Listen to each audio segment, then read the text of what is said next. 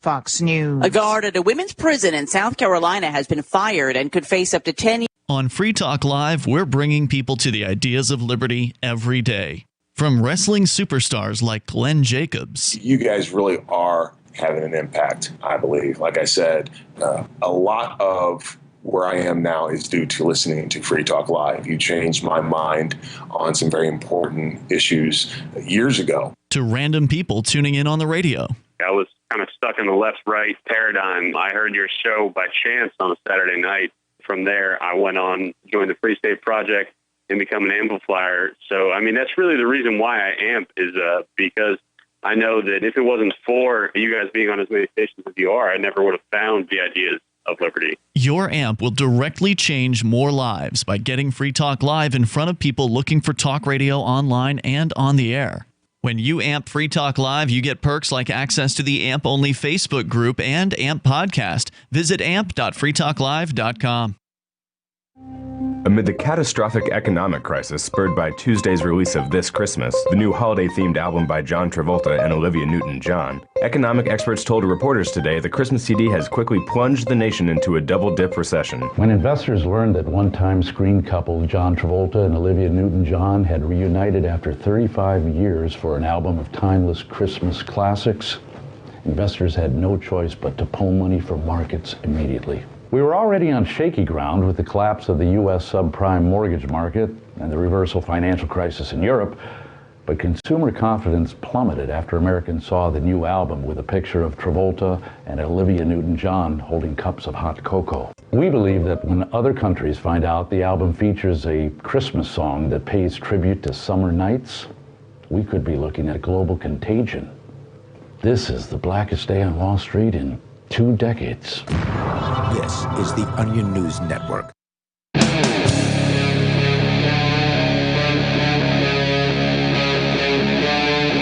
Free Talk Live.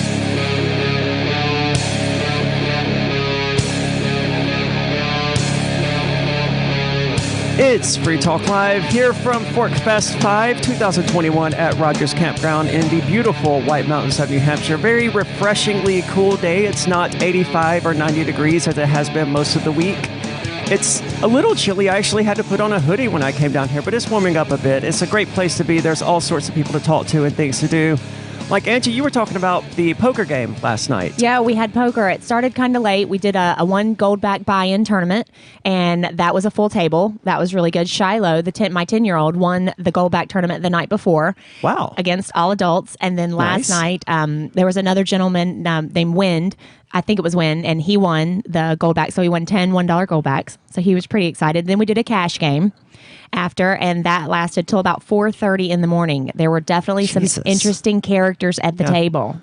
I can imagine by 4 o'clock in the morning, most of them were, hammered. Oh, they were. And there's a self-serve cooler next to us. And so they were like, is there beer? I'm like, yep, there's a fridge right there.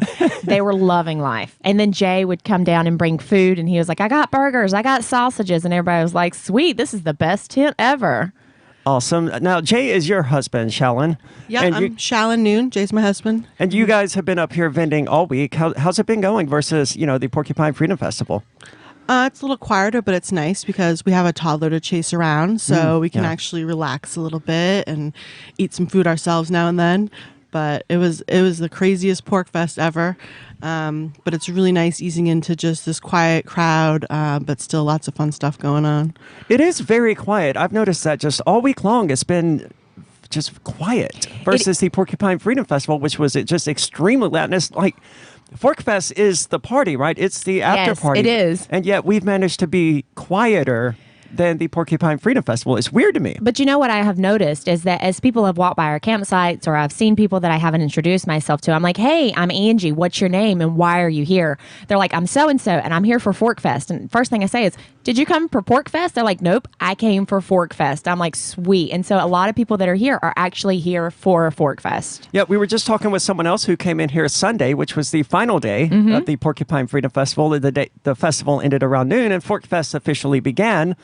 the next day, I guess, technically. Yeah. But yeah, there's plenty of people who have come up here just for Fork Fest. Like Captain, who regularly does Free Talk Live with us, he arrived last night. Yep, we saw him. Just for the final few days of Fork Fest. And it's great to see so many people, coming together just to hang out and have a good time.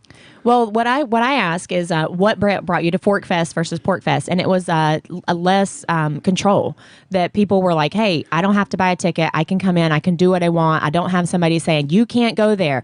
You don't have a bracelet." At Fork Fest, you just show up and you hang out with friends and you enjoy your time. Yeah, the Porcupine Freedom Festival this year and last year, they were both really open and I don't know about welcoming. They were nice. They were friendly. They didn't bother us. But did you have a Porcupine Freedom Festival ticket? I did have a ticket. I bought it when it was the early bird at $30. Okay. So I got it fairly early. Michael, we got his when it was $50, but I didn't do anything for my children. So when I went to register, I got a slap on the wrist. You're supposed to register your kids. I'm like, but it's free. There's no charge for kids. But Sure. we still have to know how many. That's weird. Right, yeah, and I'd never registered my children. That makes me all the more curious then about who these people are that supposedly attended the Porcupine Freedom Festival on behalf of Fork Fest but didn't have tickets. Because Right. as far as I know, we all had tickets.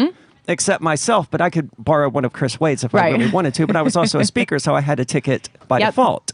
So I don't know exactly who would have been here who didn't have a Porcupine Freedom Festival ticket. I talked to the girl that works in the office here at Rogers, and she says next year we're going to really crack down. Like, if you don't have a ticket, you're not even coming to visit, even the seasonal people, because they want to stay close. They want to, keep the locals out. We had a little bit of vandalism. We had some attempted theft. So the locals are bored, and they know we're having a big party up here. So I think to kind of curb that kind of thing, they want to control who's coming in and coming out, and checking tickets is a way they can do that. Yeah, I was told that came directly from Crosby, the owner, because he said that there are a lot of people here during the Porcupine Freedom Festival that did not have day passes. And so they weren't doing day passes. Right. Well, just for the campground, not for Pork Fest. Even if you didn't have a Pork Fest ticket, you were supposed to go to the campground and get a day pass. Oh, so people weren't registering with Rogers Campground. That's why he was irritated. He said there were too many people. That's mooching off of him. Exactly. And he was like, no, this won't work next year. We have to change it. Okay. Well, I guess that's one valid approach, but I mean, it's a difficult thing to manage, right? Because the campground during the Porcupine Freedom Festival, there's 2,500 people here allegedly. How do you know which of those are actually paying to be at Rogers Campground? Exactly. Well, did they give you a bracelet? Like, we got the blue and white sticky bracelets that you put on whenever you first get here. From Rogers? Yeah. No, I forgot to register until we're almost supposed to leave. We're like, oh, hey. So they told us, they said, hey, can you wear these so that we know you're supposed to be here? But it was one of the bracelets. If you go to a nightclub and they have like the sticky side and they put, ones, And so it was like a one-time thing. Once it got all nasty and stuff, you had to take it off. And so you didn't have it again. And Rogers Campground asked you to wear this? Yep. They gave it to us. We checked in the Friday before the festival and they said, hey, can you just put these on, the adults, so we know you're supposed to be here? Interesting. Yeah, I didn't get a wristband, but then again, I'm sort of recognizable, so that they know when they see me that I'm supposed to be here. And I mean, you are too. You know them very well. Yes, they when I called to pay for my site this year, they said, "Are you Shiloh's mom?" I said, yes, I am. We need to talk. And so they reprimanded him for some things last year, and they point blank said, if he messes up this year, you're out of here. No refunds, nothing. And I was like, thank you. They remembered from last year. Yeah, they had him on camera climbing on the pool table in the arcade. Oh, okay. And I said, if there's any damages or anything, I'll take care of it. But he's a wild child, and, you can't really contain him. Yeah. Well, that's unfortunate to hear. But I'm getting mixed signals about what the Porcupine Freedom Festival is doing next year versus what Rogers Campground is doing. It's certainly a problem if they have people coming in here who haven't, paid to be at Rogers Campground. I don't know how to fix that, right? No. We certainly here at Free Talk Live and Fork Fest, we never told anyone to not pay Rogers Campground. It's always been, get your camping site, RV site, or motel room. Never just, hey, just come crash the party. Exactly. So I don't know how they're going to address that, but I think requiring Porcupine Freedom Festival tickets is realistically not the best way. I think they tried that in years past, and I don't see it was successful, because I know people would come early and they would be here during the festival and not have tickets. People would come during the festival and just ride in with other people who had a sticker on their car, or buy a sticker from someone else who had an extra one that didn't have but one vehicle for their site, and then they would just be able to drive straight through. It also raises the question of people sharing sites and things like that. They're probably not huge fans of that, considering that means, it's one less site they're selling. Oh, yeah. And it's more use on their water, which is a strain. So the more people are just putting tents up on sites and sharing sites, it's more people using the bathhouses. Yeah, absolutely. Because there were severe water problems this year. I think most of the public restrooms here were closed down. Several times. Well, what happened was at least 3 times that I know of, someone in the men's room had left the water going when they left and steamed up the bathrooms. And that was early in the mornings. And then someone was going around checking them. And I forget the gentleman's name, but he was riding the golf cart. And I said, what's going on with the water? Yeah. Yep. And he said, well, the men had left it on, but it was never the women. And this happened more than once? Happened 3 times that he told me. Jesus. Yeah. So they turned the water off every time because they just drained it. Well, that's one of the things that I've never heard of happening at Fork Fest. Right. But I mean, with the Porcupine Freedom Festival here, you do get a more diverse crowd of people who aren't voluntarists and hardcore anarchists and who may not consider the value of property rights to be the same as the people at Fork Fest. Exactly. Well, I think it's because PorkFest does the advertising, and a lot of people this year with the scamdemic have woken up and see that this is happening, and they're new to freedom, the ideas of liberty, and they don't really get it yet. No. But they want to open up to it, but they're still learning. But there was a lot of new people it was just brought a totally different energy this year. It did. And the Porcupine Freedom Festival, of course, will happen again next year. I don't recall off the top of my head what the dates were. I think it's June the 21st through July the 27th, through June. Something like that. I don't recall the exact dates, but you can find it at, I guess, porkfest.org. I have no idea what their website actually is. FSP.org. Okay. Well, it has that, and then there's a link, but you can't go to PorkFest. You can just Google PorkFest, and you'll find it. But don't be a gate crasher. I mean, if you're going to come to PorkFest, at the very least, if you're going to come to Rogers Campground, at the very least, pay Rogers Campground to be here because you're here on their property, and they have employees to pay for taking out trash and cleaning bathrooms and stuff like that. Don't just crash the party. More coming up here from ForkFest 5. You're still invited to join us. We're here for 3 more days, I think. So come and hang out with us. This is Free Talk Live.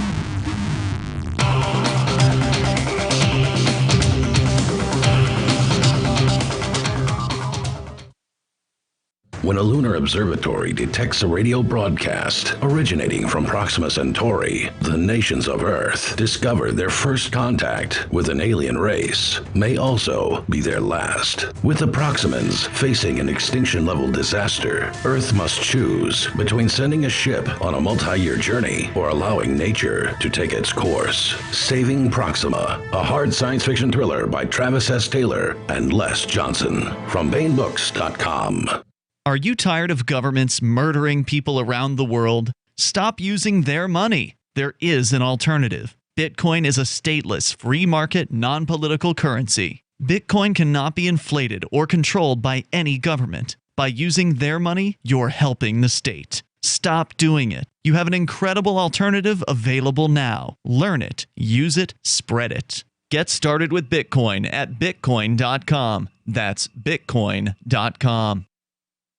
Do you feel like your nation, state, or community no longer holds your values?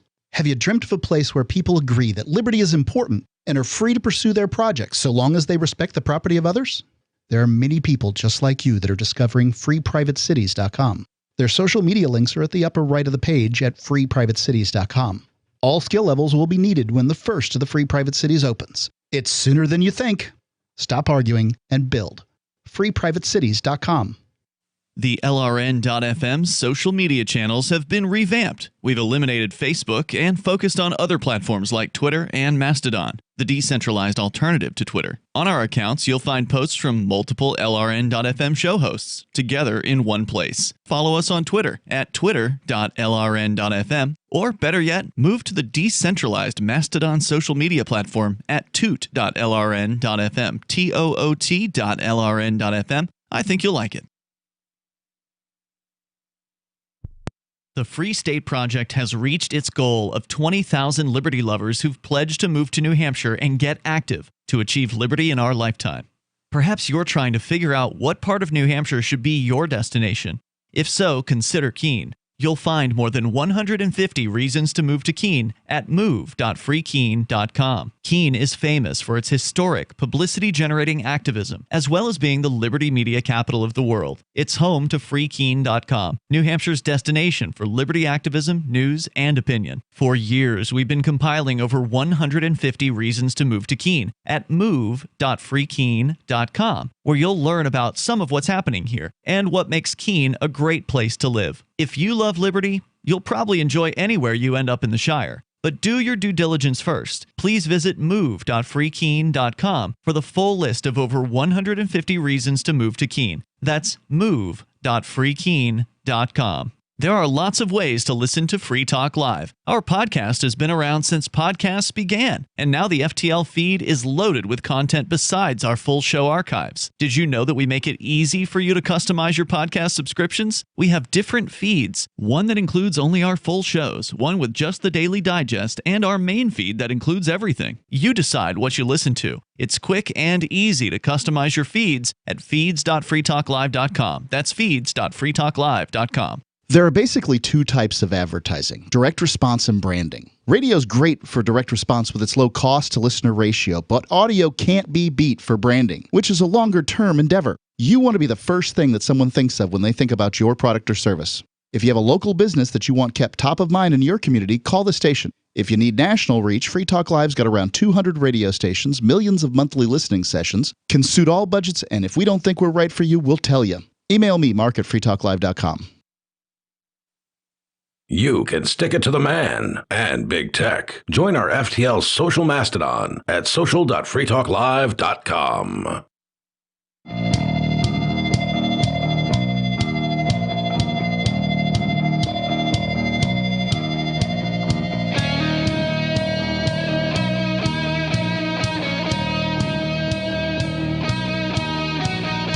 It's Free Talk Live from Fork Fest 2021 here at Rogers Campground in the beautiful White Mountains of New Hampshire. And if you haven't heard about Bitcoin, then you need to head on over to bitcoin.com. It has very simple videos for you to watch. They only take a couple of minutes. You can learn the basics of Bitcoin just by taking a few minutes of your time. And if you already know about this world-changing technology, Bitcoin.com still has something for you at news.bitcoin.com. You can stay up to date on all of the news that's relevant to you. Again, news.bitcoin.com. With me today, I'm joined by... the Reverend Captain Kickass has made it. Yes, you arrived... Man, Wednesday night. Okay, good. See, I've been here long enough where I legitimately no longer know what day it is. I participated in some festivities last night, so I'm also a little bit cloudy. I do know what day it is, though, I think. I had a very late night as well. I'm trying to shift back to my normal sleeping patterns because this waking up at 7 o'clock stuff, it's not... That's not my natural sleep pattern. You're not a right? morning person? No, not at all. What? So I'm so surprised. Yeah, I hate being up that early and having to leave out early for the Porcupine Freedom Festival at like 8:30 in the morning because I didn't want to drive here at noon and set up in the hot noon sun and all of that. It threw everything out of balance, right? Because I only got 3 hours of sleep the night before. Next thing I know, I'm going to bed earlier because I was tired and trying to catch up on sleep. We'll make up a new term for you. You know, jet lag? Yeah. Yeah, we'll call it fest lag. Yeah, I mean, it's not inaccurate, right? But you got here and you've been partying because that's what Fork Fest is. Yeah. It's more of a low-key, chill, relaxed environment than the Porcupine Freedom Festival was. Oh, yeah. The Porcupine Freedom Festival, of course, is very, very high energy. There's a lot of kids running around. Kids are beginning to appear today and yesterday again, but it appears that they're not here for Fork Fest. They are just here with families for the fireworks or 4th of July camping, that kind of thing. That sort of thing. So there are a ton of people here. It is unclear how many of them are here for Fork Fest and how many are just here, but. You mentioned at least one person who has arrived who I didn't even know they were here, and that's the regular caller Kirby. Yeah, Kirby's here, and he came up with another guy whose name escapes me. I'm sorry, bro. But they both jaunted up here from frickin' Indiana. Yeah, I mean, that's a long travel for Fork Fest. I mean, for a weekend of Fork Fest at that. Yeah. I mean, to make a drive like that, you would expect someone to spend the entire week up here. But anyway, it's great to hear that there are more people coming specifically for Fork Fest. And I'm expecting some other folks either tonight or tomorrow, at least to stay for one night, the weekend kind of thing. Hoping we get some fireworks, depending on what Roger's going to do and the weather if it cooperates. At the very least, we're not in a drought, so there will definitely be fireworks. I mean, unless it's like storming in the middle of them, I don't know exactly. I mean, you raise an interesting question. Will there be fireworks with it raining as much as it's going to be over the next few days? Or at least predicted to be. The forecast for this particular hour we're in right now was for rain, and I felt a drop, maybe two, but there's a nice summer breeze coming through. There is I don't know if I would describe it as a nice summer breeze. It's a bit chilly, at least for me this morning.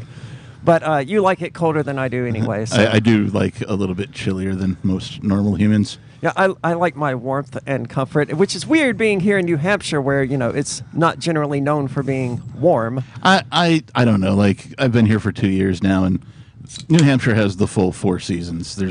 It's hot in the summer. I'm not it's convinced cold there was in a the spring winter. this year. It sort of went from... It did kind of skip spring. I mean, we had this, like, really weird first week of spring where it was 90 plus, and then we had spring for, like, a week, and then it was summer.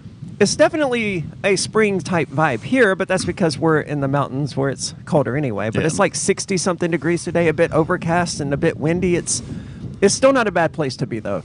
Some folks went fishing yesterday, and then they brought over some, fresh trout for That's right, us. because you guys sort of had a party just a few sites over last night. Yeah, we did a little cocktails with Kick-Ass. Nice. And just sort of, hey, come on over, guys. If you want to donate. But, let's sit around a campfire and have some drinks. Awesome. I mean, that's generally the low-key sort of thing that goes on here at Fort Fest. People just tend to cluster and sit around talking, having a good time.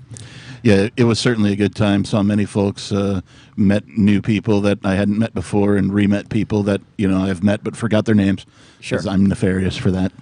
Well, it's hard when you meet people only once a year to remember who they are year after year. I mean, when you see people more regularly, obviously it's easier. But I mean, there's some people here at the Porcupine Freedom Festival that I've been seeing every year for the last 4 years, and I look at them, I'm like, I know I should know your name, but I don't, and I'm sorry. Yeah, there's people here that know everybody's name. Now they've been coming for, a decade or whatever it's been. So, Well, a lot of these people are, people who we see at least weekly or monthly or whatever because they're from New Hampshire. It's very much more New Hampshire centric here at Fork Fest than the Porcupine Freedom Festival was, and that's another great thing about it. Fork Fest isn't really encouraging the move to the Free State as much as it is celebrating the people who have moved. Yes. And that's an accurate assessment, I think. It is. And I'm starting to think that, it may be better to return to the pre-party itself next year. Just move Fort Fest to the beginning. I don't know.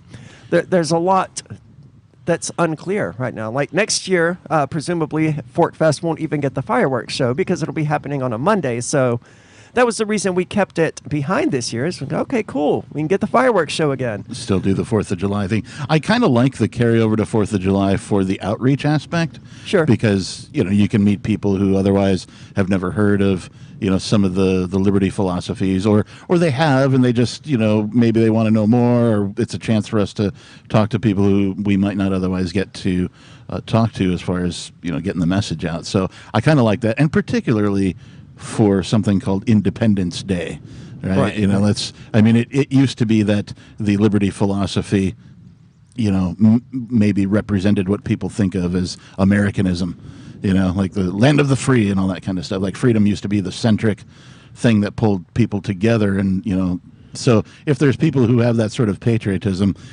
it's a lot easier to talk to them about the philosophy of freedom than it is to somebody who, sort of doesn't have that or isn't celebrating that. Now, you're referring to the fact that a lot of people come here for the Independence Day celebration who aren't necessarily libertarians or free staters or anarchists or whatever. But, it kind of feels right that the kind of person who would go camping out for a fireworks show for Independence Day would also be in New Hampshire, would be more susceptible to the ideas of freedom, which is what we constantly talk about here on Free Talk Live in one form or another. Yep. So it's definitely good outreach. I mean, there's no doubt about that, right? I need to get the banners back up, really, but they're way up there, and I need. The forecast was like, "Hey, it's going to rain every single day," and I was like, "Okay, well, some of this can go ahead and be taken down." Right. And then it's like, "Okay, but they need to go back up now, really," and some of my signs need to be replanted. I mean, it's a nonstop party here, and there's always something I need to be doing better, right? Or something that I just need to be doing, period. Nobody's perfect, man. Come on. Yeah, absolutely.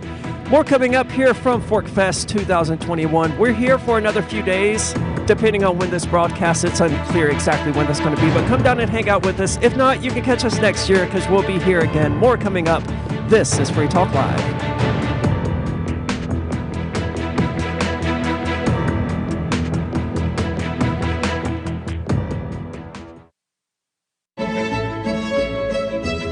Carl Watner, longtime proponent of a voluntary society, died last December. You may have seen his articles published on his website, voluntarist.com, in his newsletter, The Voluntarist, the Mises Institute, or elsewhere over the last 40 years. His newest book, I Must Speak Out, Volume 2, The Best of the Voluntarist, is now available via Liberty Under Attack Publications. This 430-page second volume spans the years of 2000 through 2020 and includes articles by Carl Watner, Hans Hermann Hoppe, Carl Hess, Benjamin Tucker, George H. Smith, Lysander Spooner, Pete Eyre, Joyce Brand, and many others. I Must Speak Out is for the newly initiated, the veteran voluntarist, or anywhere in between. Buy the book now at libertyunderattack.com/voluntarist. For more great content on building a voluntary society and for Carl's extensive archives, check out voluntarist.com.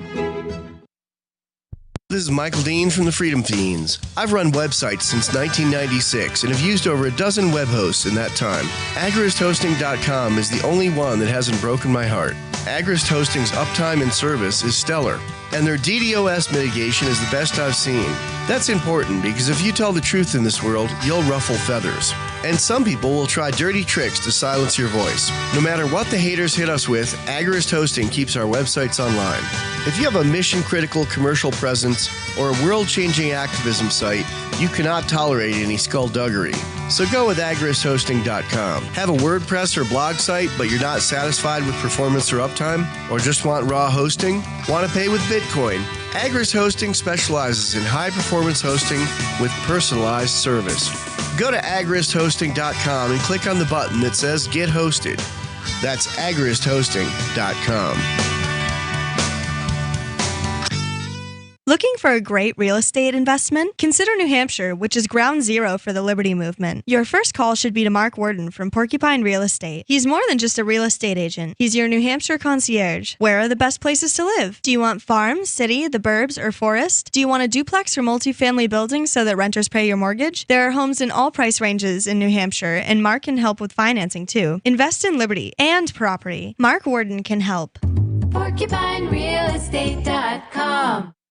What if you want to hear the latest episode of Free Talk Live, but all you have is your phone, you forgot to download our archive, and you have no data connection? You can call our Listen line at 641-793-0191. That's a long-distance number, so you may incur charges. If not, listen as long as you want. 641-793-0191. The Free Talk Live Listen line, 641-793-0191. We have some good news. The indictments against Ross Ulbricht in the District of Maryland were dismissed with prejudice, meaning they can never be refiled. This is especially good because those indictments contain the only charge ever made that Ross engaged in murder for hire. This was a serious allegation that Ross Ulbricht denies. It was never prosecuted or ruled on by a jury, but was trumpeted by the federal government and the media as if it were proven fact. The Maryland court held these indictments for almost 5 years, poisoning Ross's case and leaving him under a cloud of unproven allegations. As explained in Ross's appeal to the Supreme Court, the fact that the judge used these allegations to give Ross a draconian sentence of double life without parole violated his Sixth Amendment right to a jury trial. Judges are required to issue sentences based on convictions decided by a jury, not unproven allegations never even charged at trial. Although this is a positive development, the dropped indictment will not set Ross free. Now, a presidential pardon is Ross's only hope of freedom. Sign the petition at freeross.org. freeross.org. Don't miss a moment of Free Talk Live. Get our archives daily via our podcast at feeds.freetalklive.com.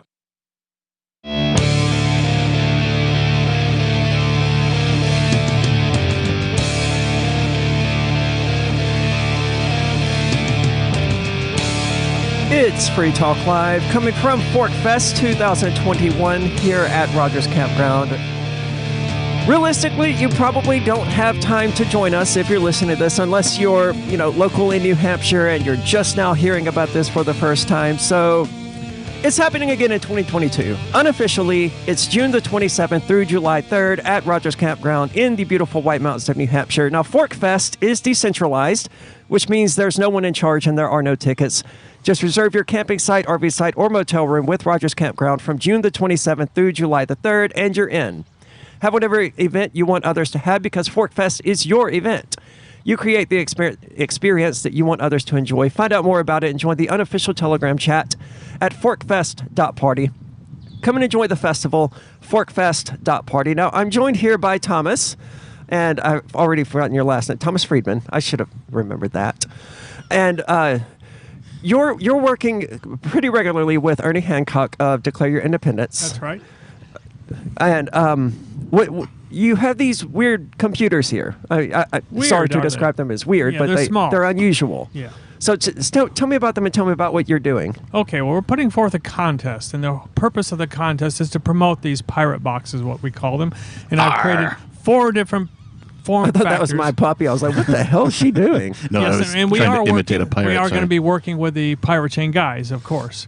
And I made some fantastic contacts with those guys. And so the development staff there, they've got me linked up. So when I get back to my home base, I'll be working with them and furthering that idea. But the contest is something where we're trying to get innovation and a broad appeal of developers in particular, but not necessarily just developers. Could be marketers, people that are just great with a 3D printer that want to package something differently. Just any way that you can enhance the value of a pirate box, which the main thing of a pirate box is that it's a small computer, a very capable computer with 8 gigabytes of RAM, 3 USB, 4 That USB. is a lot for a Raspberry Pi. Exactly. It's a puny little. This one here has a battery, and it has a speaker built right into it. So this is the package alone, just my cost of the package alone is $100 for just the package. That doesn't count the Raspberry Pi. See, something like that is perfect for me because I could just fix it to my wall, and every time I'm leaving to go to Ian's house, just press a button on it, and it automatically shoots an email to my probation officer letting her know I'm on my way to Leverett Street. Sure. I was going to ask, what is the practical application for these?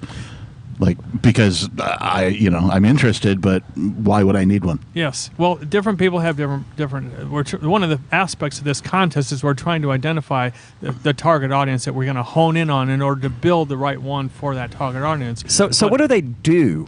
Well, IPFS, are you familiar with Interplanetary File System? Yes. Ernie came on the other day and then talked about it for like an hour. He never actually got into what it actually was beyond it being sort of a library for all content. Yes, it's basically a file system. So if you think about the hard disk in your computer, it's that. And it doesn't cost anything, and it's great for sharing. It's like BitTorrent in terms of how it works. Right. So and even BitTorrent's great for large file systems. So the idea is that it's because it's decentralized, it cannot be taken down.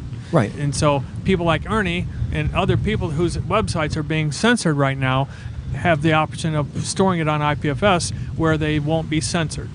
How do people now? What role does this box serve in that? It provides a node. It's one of the nodes of IPFS. It's one of the places. It's kind of like having a BitTorrent client on your computer. This has the computer and everything all in one package. Okay, it's very portable. cool.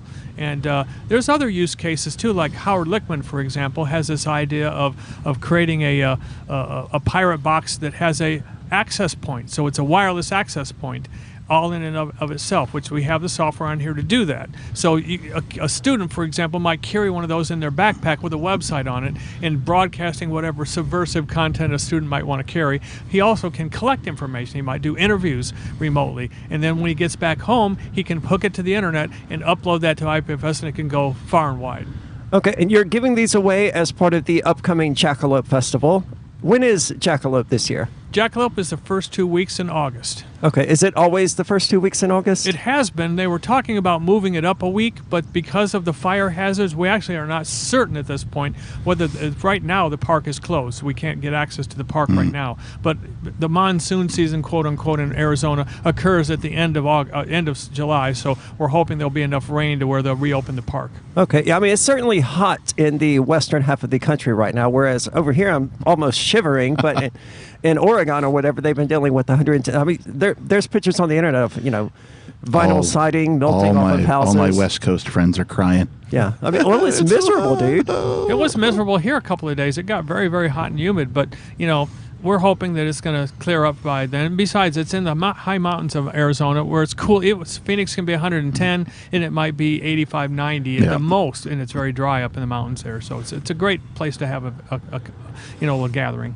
It is. The only issue I have with Jackalope is that, it's like Rogers Campground without the actual campground. So, I mean, it has no facilities or amenities whatsoever. And, I won't even camp out here where there is running water and power outlets. So, unfortunately, I will likely never attend a Jackalope Festival. It's a long ways to go from here, too.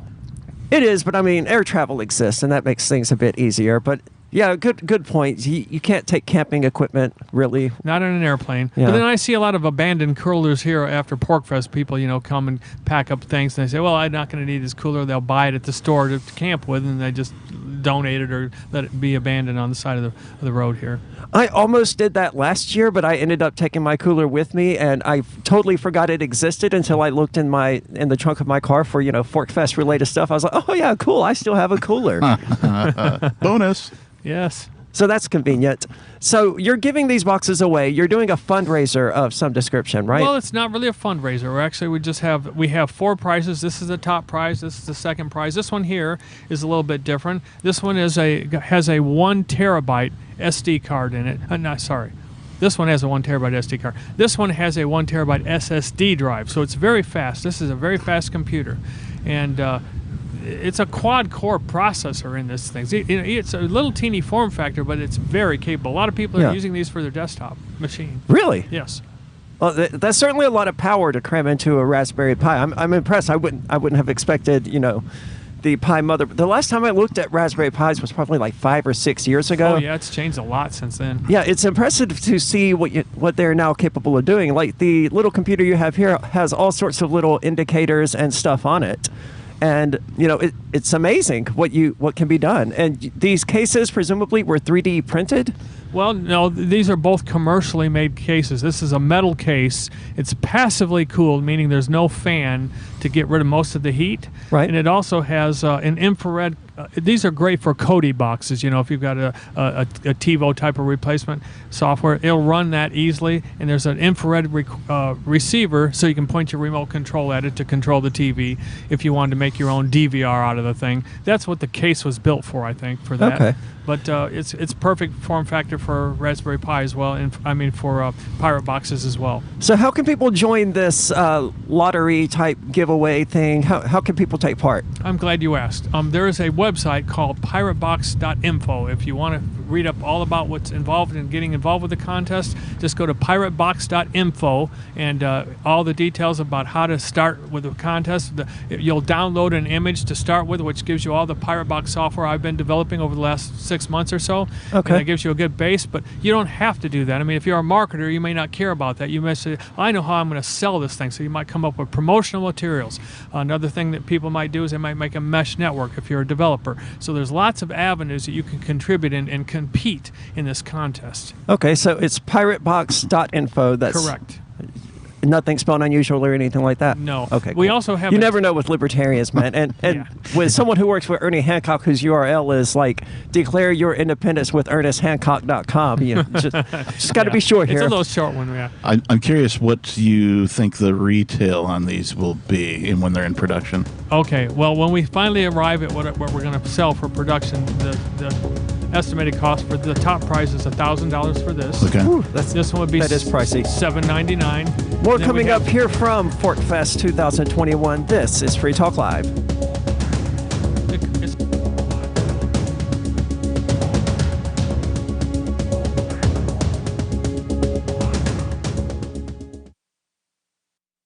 On March 16th this year, government task forces violently raided the New Hampshire Bitcoin Embassy, the Mighty Moose Mart, the homes of Aria DiMezzo, Andy and Renee Spinella, Colleen Fordham, a grandmother, and perhaps most relevant, the studios of Free Talk Live. The Crypto Six were arrested. 4 were released on bail conditions, but Ian Freeman was held hostage for 69 days. Rich Paul, also known as Nobody, remains captive.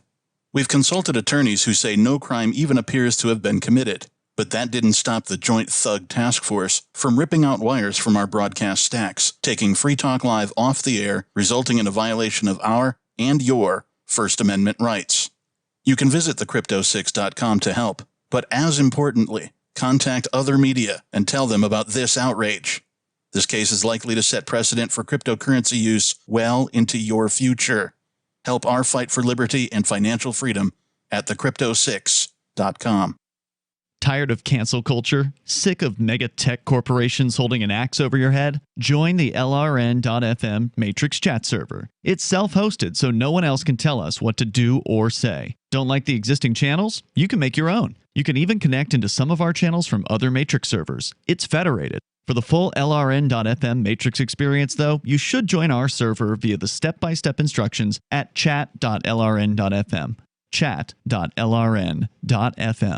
So you've signed the Shire Society Declaration and are planning your move to New Hampshire to be around more liberty-oriented people. Next, sign up for the Shire Society Forum at forum.shiresociety.com. There are a bunch of people there who are already in the Shire, and they want to meet you. If you're already in the Shire physically, you should also come by the forums. Remember, not everyone uses Facebook. New people are signing up for the Shire Society Forum every month, so drop in and say hello at forum.shiresociety.com.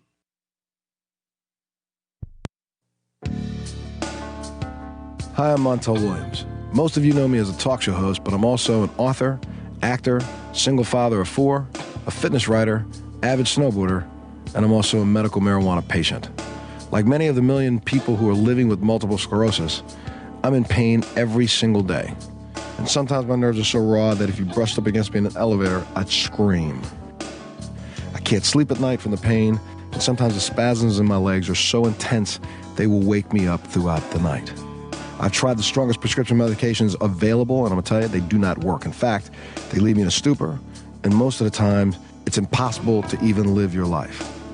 Now, I've tried medical marijuana, and I'm going to tell you something, it works.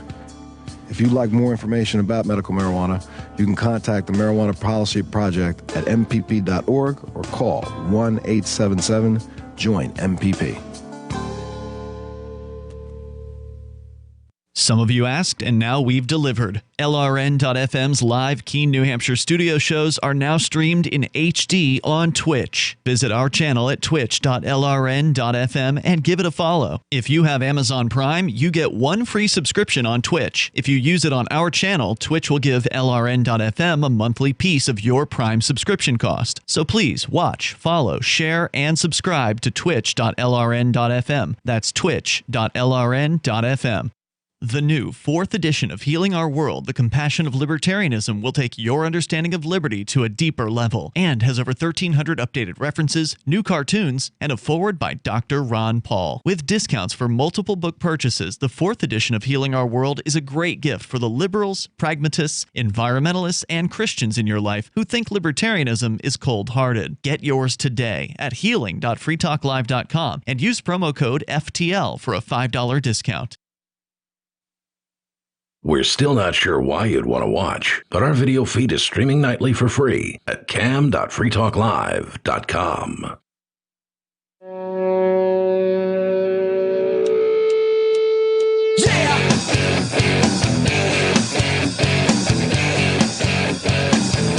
It's Free Talk Live here from Fork Fest 5 2021 here at Rogers Campground in the beautiful and very windy White Mountains of New Hampshire. In fact, we had to stop recording for a bit because the gusts today are 18 miles per hour and the mics were picking it up, and they're probably picking it up now, but you know, that's what happens when you record at a festival.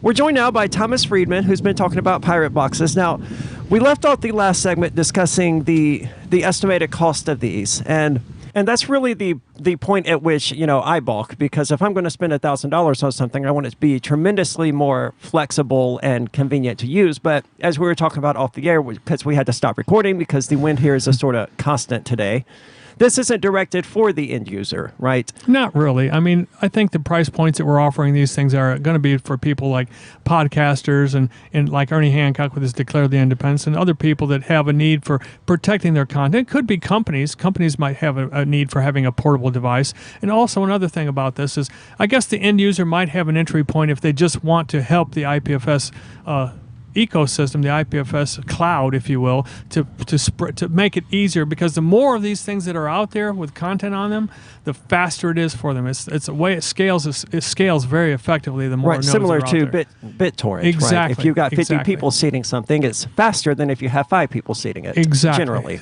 Exactly. Well, that's really cool. I forgot the question I was going to ask.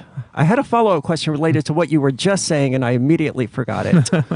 Happens to me all the time. It's early in the morning here at Rogers Campground. It is. So tell me the website again. Oh, IPFS. I was going to, not IPFS. That is it, isn't it? Interplanetary File System. Correct. Now, that's a sort of protocol. We had Ernie on a few days ago to discuss it, but for a recap to the listeners who weren't listening that day, describe it for me briefly, please. All right. Well, the Interplanetary File System is I guess the closest analogy would be BitTorrent. But it's a different protocol than BitTorrent. And it scales the same way that BitTorrent does. You don't seed it the way, but it's basically just a file system. You store content, large, small, it doesn't really matter. But the more of the nodes that are out there with your content. So let's say you have point A is in New York City and point B is in Dallas, Texas. And you are going to put, say, a video on in Dallas, Texas. And you tell your friend in New York City, well, hey, here's the hash. Here's how you access the video I just put out there. So it gets to the New York node by going through a whole bunch of intermediate IPFS servers. So it leaves shards or little pieces of the file all the way along the way, along that pathway.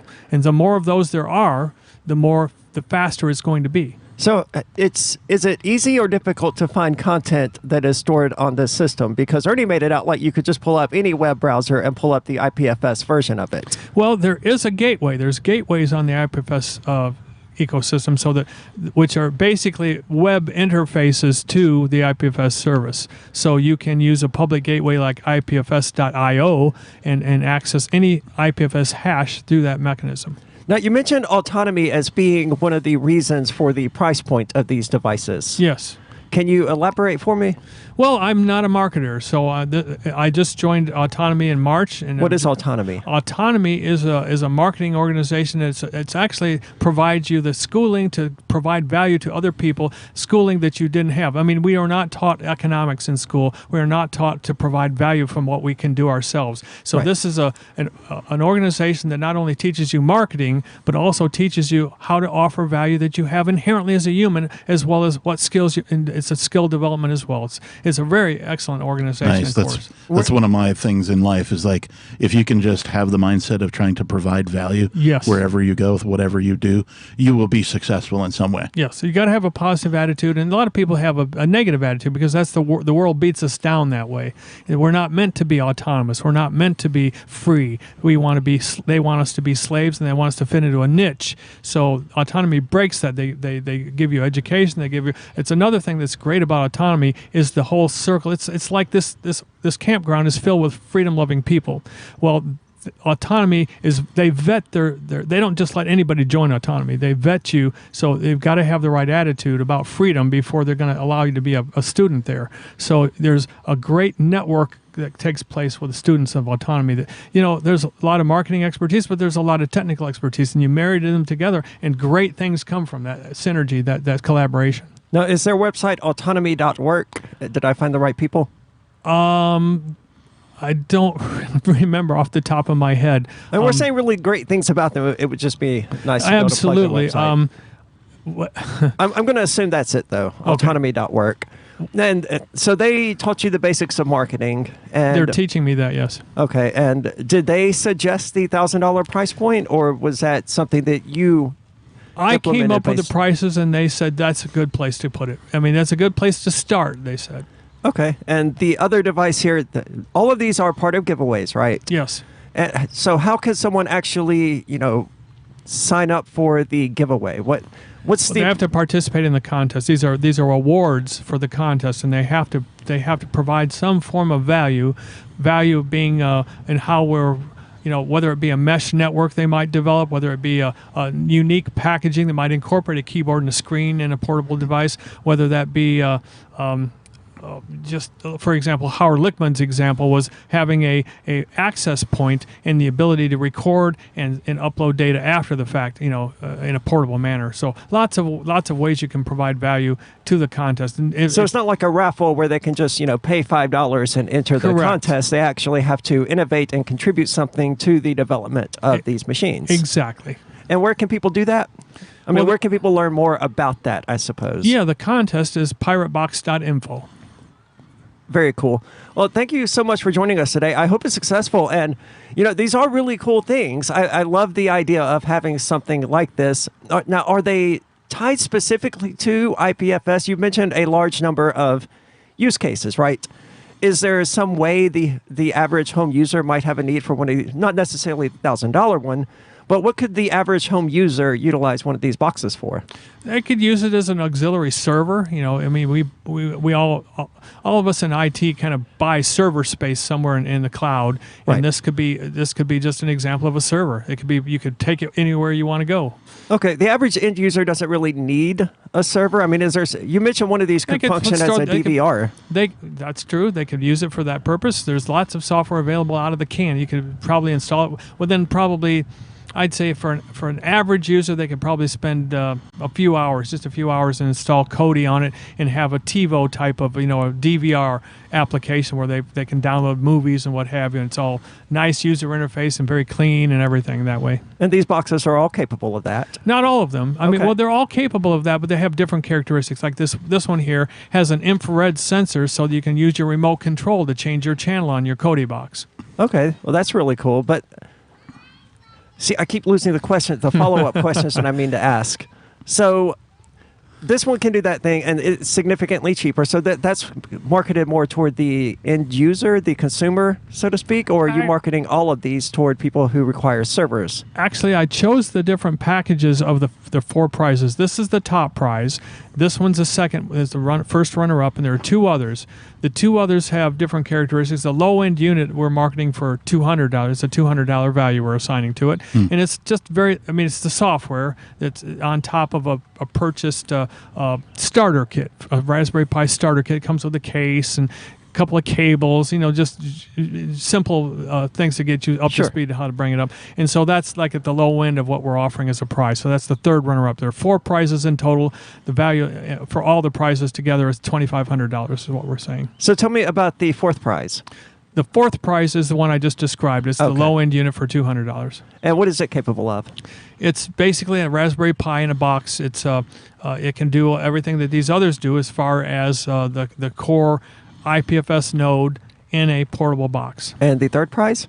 The third prize is got a bigger SD card. And the packaging is a little bit different. It is a passively cooled Raspberry Pi, meaning there's no fans. It's quiet. It's a solid black box, hardly any bigger than the Raspberry Pi itself. About 3 inches by 2 inches by 2 inches by 3 inches roughly. Yeah, that is tiny. It's really, both really of these tiny. boxes are really tiny, and it's remarkable the amount of power. You said this one has 8 gigabytes of RAM. It's just impressive to think of a tiny little computer able to utilize that much power without overheating, and yet you've managed to passively cool most.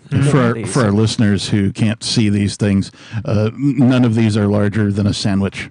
Yeah. Yeah, that's a fair description. Mm-hmm. And it's piratebox.info if people want to join the contest, but you have to actually contribute something. You can't just, throw money at it or cryptocurrency or whatever. You have to actually care about the IPFS ecosystem and want to develop on it. Well said.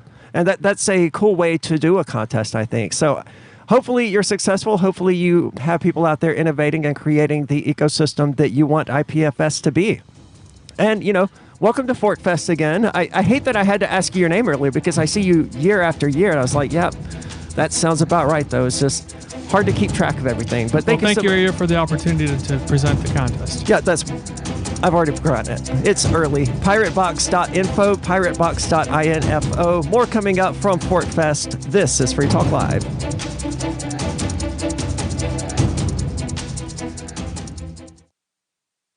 Brute force. force, intransigent defiance, adamantine will. These are the hallmarks of the AI tank. These gigantic machines have the firepower of an army, but they also have their own sense of honor and duty. When the world breakers arrive, battle will be joined, planets will shake, and war and peace will never be the same again. World Breakers. Stories from David Weber, Larry Correa, and more. Available August 3rd from BaneBooks.com. Are you tired of governments murdering people around the world?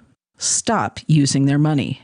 There is an alternative. Bitcoin is a stateless, free market, non-political currency. Bitcoin cannot be inflated or controlled by any government. By using their money, you are helping the state. Stop doing it. You have an incredible alternative available now. Learn it, use it, spread it. Get started with Bitcoin at Bitcoin.com. That's Bitcoin.com. Are you a cryptocurrency advocate? The Crypto Tip is the ideal outreach tool to help new people discover cryptocurrency. It's a printable business card-sized tip that you can give to service providers, preferably in addition to a good cash tip. When the server scans the QR code, it'll bring up an explanation of cryptocurrency, how to install a wallet, and allow them to claim the tip. If they don't claim the crypto, you get your tip refunded to you after a time period you specify. Plus, if they do claim the tip, you get an email alert. Create as many tips as you want at cryptotip.org. That's cryptotip.org. If you want to know the latest about Free Talk Live before we go on the air, all you need to decide is how you want it delivered. It's your choice. Visit news.freetalklive.com to receive our usually weekly news updates by email. Plus, we have a Twitter account at twitter.freetalklive.com, and you can follow us on the decentralized Mastodon platform at toot.freetalklive.com. So please follow us at toot.freetalklive.com and sign up for our emails at news.freetalklive.com. The latest episode of Free Talk Live continues with Hour 2 up next after the news, here at listen.freetalklive.com. More bodies recovered. I'm Lisa Lacera, Fox News. 2 more victims found in the ruins of last week's condo collapse in Surfside, Florida, with a known number of dead, now 22, and 126 are missing. The search was paused for several hours yesterday due to concerns about the stability of the site. Our engineers and the fire rescue team are conducting ongoing testing and evaluation of the site as we work to expand the search area as soon as it is deemed safe to do so by the engineers. Miami-Dade County Mayor Daniela Levine Cava, who says she has signed an emergency order to demolish the remaining part of the building once engineers say it's okay. She says the order was signed now, so demolition can begin quickly once a date is set. North Miami Beach has ordered the evacuation of a condo building after an inspection showed it was unsafe. South Florida is also keeping an eye on Hurricane Elsa. The first storm of the Atlantic season is blowing off roofs and snapping trees in the Caribbean. There are no watches or warnings yet for Florida, but forecasters are telling residents to be prepared. President Biden again defending the U.S. drawdown of troops from Afghanistan after a barrage of questions from reporters about security concerns. Speaking to reporters at the White House, President Biden called the withdrawal a rational drawdown and seemed to grow frustrated with repeated questions about Afghanistan. I'm not going to answer any more questions on Afghanistan. Look, it's 4th of July. White House Press Secretary Jen Psaki was asked about the president, telling reporters he would answer their questions next week. I think people are a little overreading into his response to a series of Q&A. The president said he believes Afghanistan can sustain a government after the U.S. leaves. At the White House, Rachel Sutherland, Fox News. Yesterday, it was learned all U.S. troops have left Bagram Air Base, a major U.S. outpost during the Afghan war. America is listening to Fox News. When hiring gets hard, you need Indeed, the job site that makes hiring incredibly simple. Just attract, interview, and hire. With Indeed, you can do all of your hiring in one place, even interviewing. Don't just hope your perfect candidate will find you. Indeed's hiring tools help you cut through the noise to hire faster and smarter. Indeed Instant Match provides a list of quality candidates whose resumes are on Indeed the moment you post a sponsored job. Get started right now with a $75 sponsored job credit to upgrade your job post at Indeed.com/Fox. Indeed.com/Fox. Offer valid through September 30th. Terms and conditions apply. The CDC says some areas of the country are more vulnerable to COVID-19 than others because of low vaccination rates. During yesterday's White House COVID-19 task force briefing, CDC Director Dr. Rochelle Walensky said about 1,000 counties across the country have vaccination coverage of less than 30%. In some of these areas, we are already seeing increasing rates of disease. She says 25% of the new sequenced COVID cases in the U.S. are the more transmissible Delta variant, and in some places, it's 1 in every 2. With vaccines available across the country, the suffering and loss we are now seeing is nearly entirely avoidable. Dr. Walensky says preliminary data over the last 6 months suggests that 99.5% of COVID deaths have occurred in unvaccinated people. Tanya J. Powers, Fox News. President Biden hosted last year's World Series champion Los Angeles Dodgers at the White House today. He opened his first pro sports champion ceremony as president by explaining that he and the vice president are both in mixed families when it comes to their baseball fandom. He called his wife, First Lady Jill, a Philly girl from her belt buckle to her shoe soles. If I root for anybody but the Phillies, I'll be sleeping in the Lincoln bedroom alone. The president touted potential of this year's team as he gave a dig to his VP, a San Francisco Giants fan. Kamala, I think we may be doing this again by the end of the year. The president also thanked the Dodgers for using Dodger Stadium to administer COVID tests and vaccines, as well as be the first baseball team to set up. Why did you move to the Shire? I moved here to the Shire because there's other people around who take liberty just as seriously as I do. I moved to the Shire because I saw videos of people challenging authority and thought that I could get support myself. It called to me, like, do this right now. I wanted to be around people like me who got it. And once I got here, I knew there was nowhere else that I wanted to be. I've always wanted to change the world. So I moved to the Shire to join people who were actually working towards doing the same thing. The people here are awesome, loving, and positive. It was for the adventure and for the feeling of something important is happening here. And I just wanted to come to sort of be part of that. Visit ShireSociety.com to read and sign the Shire Society Declaration and learn the reasons why, if you love liberty, you should immigrate to the Shire. Plus, connect with others via the forum at ShireSociety.com. That's ShireSociety.com. McDonald's is now offering bereavement prices, and a sexual predator gets tenure. This is the Onion Week in Review.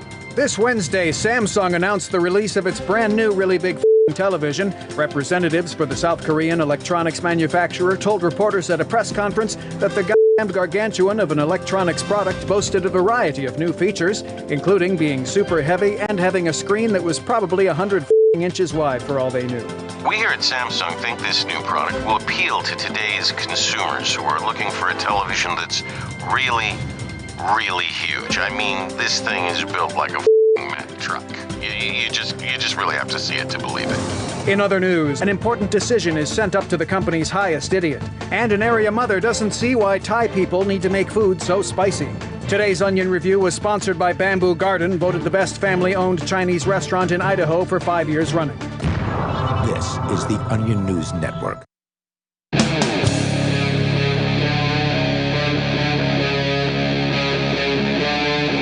Free Talk Live. Free Talk Live. I just feel like I have to say it after that guy says it. I usually leave it to that guy. I don't even know who that is. It's not Zeus. No. It is Free Talk Live, though, from Fort Fest 2021 here at Rogers Campground in the beautiful yet slightly chilly and windy Rogers Campground today. And I don't know if you've noticed, but Facebook has decided that libertarians, it would seem... Well, I was going to ask, Aria, are you an extremist? It depends on who you ask, right? Facebook has been telling me I may have been exposed to people who are extremists. Well, we may, in fact, be generating extremist content as we speak. This is extreme?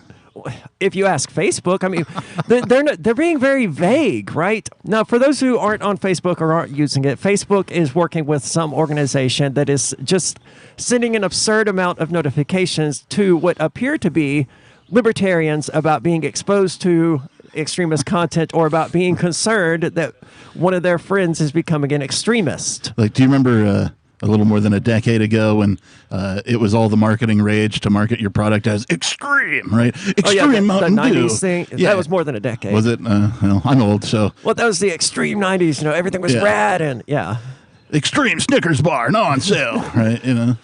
So Facebook has started to warn some users they might have seen extremist content, the company said on Thursday, but they're not telling people what they consider to be extremist content. You know, I clicked the stupid button to see, I wanted to know, you know, are they going to specify which one of these 80 groups I'm in is generating extremist content? Yeah. But of course they don't. Well, extremist, of course, in the context of Facebook, seems to be political. Well, absolutely. Or anti-political, anyway. None of my non-libertarian friends have talked about receiving the notice, as far as I can tell. Yeah. So, I mean, when I go on Facebook and I scroll through to see what's happening with my friends and stuff, it's just they're all getting the notification. Of course, the vast majority of them are libertarians. I haven't seen any non-libertarians talking about it. You know what extreme is? Extreme is control. That's what extreme is. Screenshots shared on Twitter showed a notice asking, are you concerned that someone you know is becoming an extremist? Now, there's a difference here between extremist and violent extremist. All of the notifications that I saw refer to violent extremism, which, of course, excludes me from being considered an extremist because I'm not a violent person. I don't advocate the use of violence. If they include, you know, violent extremists in part of their definition, which from what I've seen, they are. Yeah, I've seen a bunch of these notifications because everybody who gets one takes a screenshot of it and then reposts it and says something about it or gets all their Facebook friends to comment on it. And which is weird. Yeah. And I'm trying to determine if the word... I haven't looked at it today, but the ones that I saw, I don't know if they all had the word violent in it or if any of them did. They may have used the word harmful. According to this, that they are learning that you may have been exposed to harmful extremist content recently. Well, who determines what is and isn't harmful, and harmful for who? Well, right. And like, if it's really just something that's posted on a social media website or application, then that's a speech issue. And the only person who should determine whether anything that they've seen or read on these things is harmful or otherwise inappropriate for themselves is the individual. Certainly. And I don't trust Facebook and its censors to be qualified to identify extremist content because they're not good at identifying things that actually violate their community standards. I mean, their communities, their automatic policing of things that violate the community standard have absolutely no understanding of context. And even when you bring in a human to appeal a decision, they still have no understanding or consideration of context. So by and large, a lot of these are probably just people posting trolling memes, and Facebook doesn't know the difference between a troll and something actively promoting violence because Facebook's kind of stupid. Yeah, algorithms do not detect humor or sarcasm. No, they don't. It's impossible for them to do so. And, you know, now those same algorithms are detecting what is or isn't extremist content. Yeah. So they've been under pressure for a long time from lawmakers and civil rights groups to combat extremism on its platforms, including U.S. domestic movements involved in the January 6th Capitol riot. They're calling it a riot now. When groups supporting former President Donald Trump tried to stop the U.S. Congress from certifying... Is that what they were doing? They were trying to stop Congress from... I thought they were just being asses. I didn't think they actually... I thought it was a cookout or something. I thought somebody brought a grill. They were going to cook up some burgers. I don't think they knew what they were trying to accomplish. It was just some raging, screaming rednecks raging and screaming in the Capitol. It didn't seem like a riot or an insurrection or any of that nonsense to me. You know who I bet, besides the United States government, you know who I bet really loves this Facebook extremist algorithm thing that they've launched upon? Well, Democrats? China. China's got to love this thing, right? Does China even have Facebook? I have no idea. Yeah, I don't know either. But someone if they listening do, is shaking their head. No, so maybe Facebook in China. But all right. I'm not surprised. Everything's regulated in China or restricted. So Facebook says this test is part of our larger work to assess ways to provide resources and support to people on Facebook who may have engaged with or were exposed to extremist content or may know someone who is at risk. Now, I'm the kind of person who intentionally engages extremists, right? Before I was legally not allowed to use Telegram, I was in several Nazi Telegram chat rooms just to argue with these people, right? And expose them to ideas that, you know, they're not used to hearing, especially from a trans person.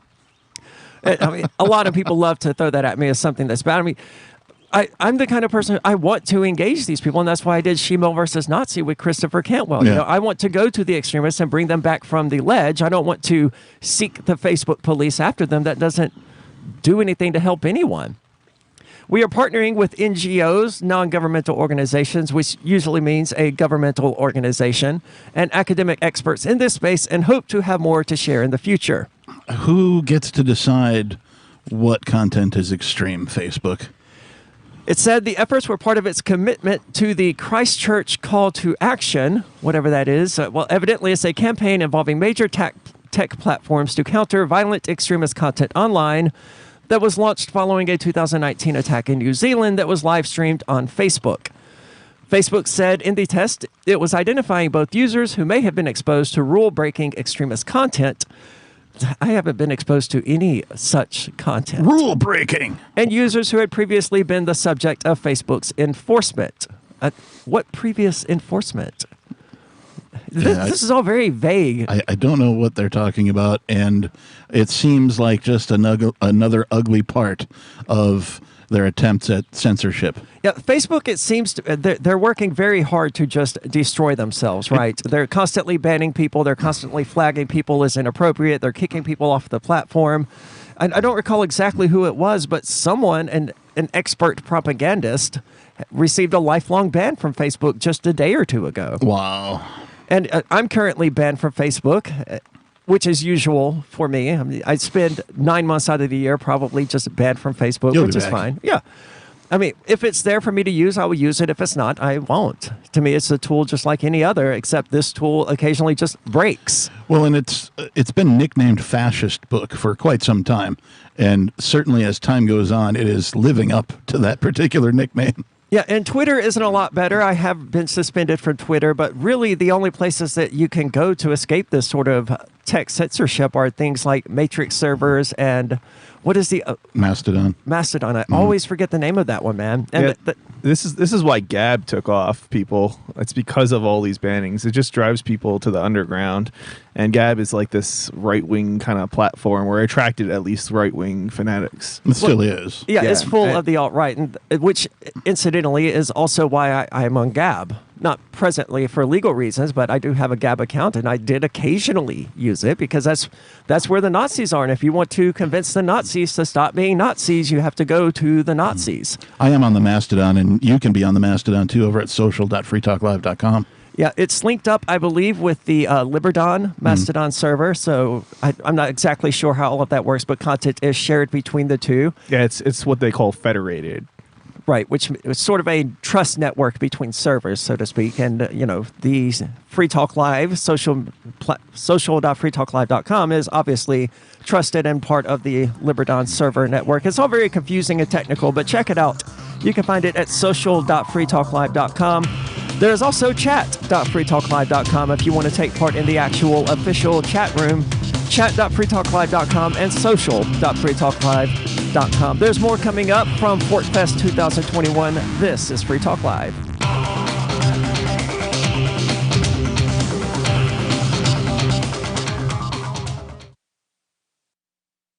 Do you feel like your nation, state, or community no longer holds your values?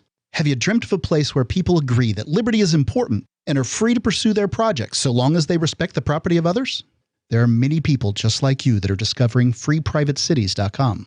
Their social media links are at the upper right of the page at freeprivatecities.com. All skill levels will be needed when the first of the Free Private Cities opens. It's sooner than you think. Stop arguing and build. freeprivatecities.com. The LRN.FM social media channels have been revamped. We've eliminated Facebook and focused on other platforms like Twitter and Mastodon, the decentralized alternative to Twitter. On our accounts, you'll find posts from multiple LRN.FM show hosts together in one place. Follow us on Twitter at twitter.lrn.fm, or better yet, move to the decentralized Mastodon social media platform at toot.lrn.fm, toot.lrn.fm. I think you'll like it. When Monster Hunter International discovers one of Isaac Newton's wardstones being auctioned off, they decide to steal it and use it to destroy the Chaos God once and for all. But a mysterious thief upends their plan, and it soon becomes a race against time as something much older and infinitely more evil awakens in the jungles of South America. Monster Hunter Bloodlines by New York Times bestselling author Larry Correia and Baen Books. Visit monsterhunternation.com for more. Are you tired of governments murdering people around the world? Stop using their money. There is an alternative. Bitcoin is a stateless, free market, non-political currency. Bitcoin cannot be inflated or controlled by any government. By using their money, you are helping the state. Stop doing it. You have an incredible alternative available now. Learn it, use it, spread it. Get started with Bitcoin at bitcoin.com. That's bitcoin.com.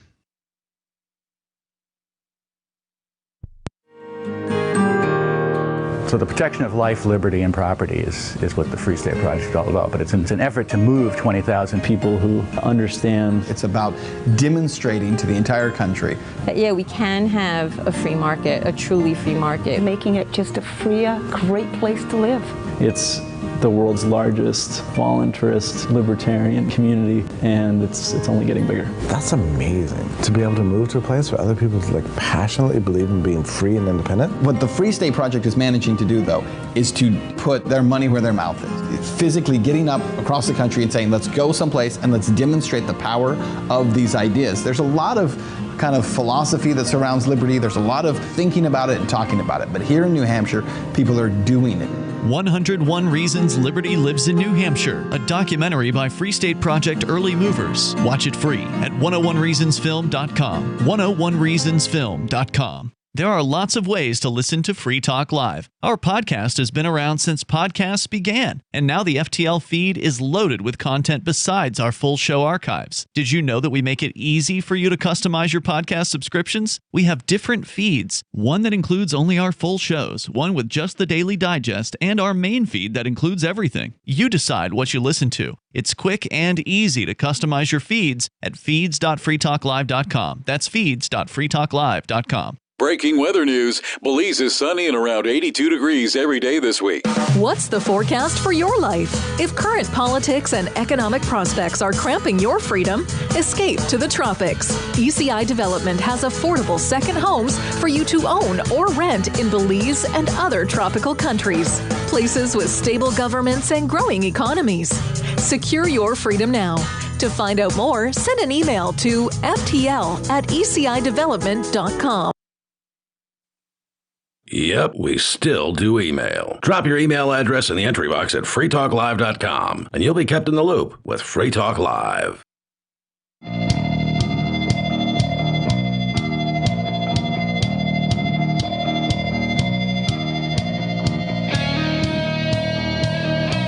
It's Free Talk Live from Fork Fest 2021 here at Rogers Campground in the beautiful White Mountains of New Hampshire. There's probably still time if you're local to New Hampshire for you to get up here if you're not already on your way up here. But realistically, there probably isn't, so we'll probably have to catch you next year because this episode isn't going to air until tonight. And tomorrow is the Saturday that is July the 3rd, and July the 4th is technically the last day of Fork Fest, but that's like the day where you pull down all your stuff and you leave. So realistically, they have until tomorrow to get here. So you probably missed out if you didn't get here already. But with you today, it's Aria. The Reverend Captain Kickass is here. And Chris. And don't let a little bit of a 20-year war get in the way of your festivities this year. That's what Joe Biden is saying. He was being grilled on some questions on the Afghanistan war. Was he being grilled over charcoal, or was it a gas grill? He was being grilled by the media, by Fox News, it would seem. Oh, I see. Verbally grilled. Yes. At least, someone has the war was never mentioned during the presidential debates, and that bothered me because there's no greater example of privilege than that your country can fight in a 20-year war and have a presidential election and none of the candidates talk about it. Yeah, I've stopped watching the elections and all of the debates and all of that crap because I just don't have time for that kind of uselessness. But I've been told that war was not mentioned at all, repeatedly. And that is disappointing to me because you would think that there would be some sort of an outcry from, we'll call them the citizens, saying, hey, what about this war that's still going? Well, it's easy for Americans to forget about the war, right? Because these bombs aren't falling on American cities. But the 4th of July fireworks that we're going to have here in the United States are very different from the fireworks that Joe Biden just let Syria, quote, enjoy. So he grew irked Friday with repeated press questions about the Afghanistan troop drawdown, saying he didn't want to answer anymore on the topic because it was a holiday weekend. I'm not going to talk about bombing another country on a holiday. Yeah. What do you think? I'm uncivilized? That is by far one of the most disgusting things I've ever heard from a sitting U.S. president, and I've heard some really disgusting things from these lunatics. Following remarks on positive June jobs reports, Biden took multiple questions about the situation in Afghanistan, where the country faces a possible fall to the Taliban as U.S. forces are withdrawn. Now, this is the U.S. government, the U.S. military has had 20 years to do something about the Taliban. And other than arm them. Yes, and they have not been successful. After receiving questions on the nation's security issues and the withdrawal timeline, Biden said he wanted to talk about, quote, happy things. And just wow. Yeah, that's absolutely. I'm not going to answer anymore. Look, it's the 4th of July. We actually tried to get the audio of him saying this, but it turned out to be too complicated to worry with. I'm concerned that you guys are asking me questions that I'll answer next week. Who cares if this war goes on needlessly for another week, right? But this is a holiday weekend. I'm going to celebrate it. There's great things happening. He then rattled off a bunch of economic data as he sought to head off further pressing on one of the chief foreign policy decisions of his presidency. I'll answer all of your negative questions. Not negative, your legitimate questions. The last U.S. troops are soon set to leave Bagram Airfield near Kabul, Afghanistan, leaving the Afghan military to contend with the Taliban. What a putz. Is that true? Are the last U.S. troops actually going to leave Afghanistan? I thought they already left once before. They've never had a full withdrawal of all U.S. personnel. No, and then when they do leave, it's traditional for them to be replaced with private mercenaries that are contractors to the U.S. government. So, do they ever really leave? Well, they certainly haven't left Iraq either, which is an 18-year war, and it just seems like the U.S. military, if they wanted to, they should be able to defeat the Taliban and the Saddam Hussein regime, or whatever the hell it is that they went to Afghanistan and Iraq for. But Arya, they can't even, defeat extremists in the U.S. Despite the vague threat of, attempting to nuke us or something. What was that all about? I don't know, because I was here at the festival when all of that happened, but as I understand it, he said something like you need F-15s and nukes to take out the government. I've heard libertarians characterizing it as, he threatened to nuke American citizens. Yeah. I haven't heard those quotes. Well, it's interesting to me because if he thinks that a bunch of AR-15s are no match for the U.S. government, well, then it shouldn't matter whether or not anybody owns one anymore, right? Well, their issue that they've never painted the reason to get rid of AR-15s as being, because they're useful against the government or anything like that. Their reason is always, it's mass shootings, right? So they've always painted, never mind the mass bombings. Yeah, I was thinking that they were going to bomb Rogers Campground when somebody said that. I'm like, wait, what? Well, that would be a bit extreme. I can't imagine even the U.S. government is ready to do something like that at this point. He was talking about dropping nukes on Americans. Well, he wasn't specifically talking about that. Was inferred, near as I can tell. So I didn't hear it firsthand. But it's not unprecedented for somebody in the organization of government to bomb somewhere in the U.S. If you remember the MOVE bombings that happened on U.S. soil in Philadelphia. I vaguely remember. Oh yeah, they did. They did use. And then of course everybody remembers Waco. If you don't, go look up Waco, WACO. Watch the documentary. Well, not the documentary. The drama-mentary. What do you call docudrama? Is that it? That's on Netflix. It was pretty good, and it painted. I felt it painted the ATF in the rightful evil light that they should have been painted in. A lot of people feel like it was more fair and balanced. It's like it wasn't hard enough on the ATF. I was like, it kind of showed them murdering people on purpose. So murdering women and children. Yeah, that's pretty bad. That's one of the number one things that organization type government is good at is murdering. It's almost the only thing that any state is actually good at. I mean, it's what they specialize in. They like stealing too. There's that. They do. They're really good at that. They are good at stealing, but they're only good at stealing because they have to be, because that's how they pay for their violence. Well, they kind of have to murder people in order for the threat when they steal to have some teeth, right? They feel like if they aren't murdering anybody and then they threaten somebody to steal their money, well, they might just ignore them and not give them the money. But if they murder people, then they're like, we've murdered people, so you should give us money. Yeah, every single law that is put forward by the American government, people need to remember, is ultimately backed by the threat that they will murder you in order to enforce it, even if it's just selling cigarettes on the streets of New York. They will kill you in order to enforce whatever law they have passed. Yeah, possibly in your sleep too, even. Because they wake you up at 6 a.m. in the morning and shoot. Or they, throw a flashbang in the crib with your baby or something like that, which they've certainly done, or just, shoot the wrong people in the wrong apartment because they don't know where they are because they're high on crack or whatever. So going back to the Biden thing and his remarks about, I don't want to talk about that on a holiday. Like the 4th of July holiday, the whole reason for fireworks is to mimic the bombs bursting in air. Right. So if you're not going to talk about bombing on a holiday in which bombing is pseudo represented by, we'll call them artificial bombs, fireworks, display, pseudo fireworks, then what day are you going to talk about it? Excellent questions. He wasn't done being exasperated with the press on Friday, laughing derisively at a question about whether he was, quote, confident Congress would pass his agenda. Come on, guys, he said. Look, folks, this is a process. I love you guys, but it's a process. Come on, man.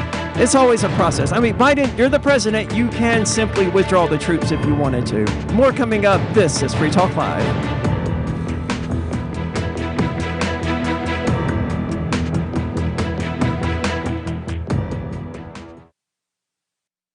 Do you know the difference between erudite and pedantic? If you do, you're probably pedantic. But seriously, a surprising number of erudite people mispronounce erudite, which has 3 syllables, not 4. Say erudite, not erudite. Because you are judged by how you speak, you want to avoid common misstatements, especially if you're a job seeker. For instance, do you know the difference between imply and infer? Only a speaker can imply. Only a listener can infer.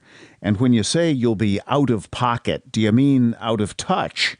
Out of pocket means you're on your own dime, not yet reimbursed. And if anyone ever asks, why do you always answer a question with a question? You should reply, do I do that? Just kidding. From survivalspeech.com, I'm Holland Cook. Free Talk Live. Who stopped her from sitting down? People stop black people before Rosa Parks all the time. They used force. They used dogs. They used fire hoses. They brought in the National Guard. Come on, man. It's like you don't even know what happened in your own country. To the present. You're talking about. That's right, Mark. That's the past. You have to be informed by history. James, you've acknowledged that there's a bunch of bad laws today, but are you saying now that today that bad laws should be obeyed by good people? Bad laws should be changed. And but in the meantime, you should not break them. But in the meantime, you're saying obey all the bad laws, no matter what they say. You need to obey the laws, yeah. The way that they are like Rosa Parks should. Why don't you go kiss the boot? All those slaves should have stayed off in their masters' houses. They shouldn't have escaped because that's illegal. Free Talk Live, 7 nights a week from 7 to 10 Eastern, live on the Liberty Radio Network at LRN.FM.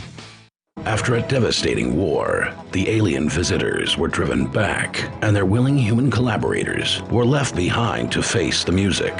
When Emma Jean Anderson's ex-lover springs her from prison, Nathan Foster and his 14-year-old nephew Ben are tasked with bringing the pair to justice. An easy enough job until they discover something is inside Emma Jean, and the fate of the planet hangs in the balance. The Family Business by Mike Coopery from BaneBooks.com. What if you want to hear the latest episode of Free Talk Live, but all you have is your phone, you forgot to download our archive, and you have no data connection? You can call our Listen line at 641-793-0191. That's a long-distance number, so you may incur charges. If not, listen as long as you want. 641-793-0191. The Free Talk Live Listen line, 641-793-0191. Hi, I'm Derek J. To me, an activist's calling is to actively work to advance a cause. The cause for which I work is personal freedom. I believe my life is best when I engage in voluntary interactions and self-government. I reject the idea that anyone else has a higher claim to my life or my body than I do. I see people who call themselves the government as a threat to my personal freedom. I realize you may feel differently, but my relationship with the people who call themselves the government is completely involuntary. If Starbucks used some of its money to drop bombs, I wouldn't shop there. So why would I support the American empire? The empire does not require my consent. Derek J's Victimless Crime Spree. Watch it for free and order the Director's Cut DVD at victimlesscrimespree.com. That's victimlesscrimespree.com. Got Telegram? You can follow our channel there and discuss show prep with other listeners at telegram.freetalklive.com.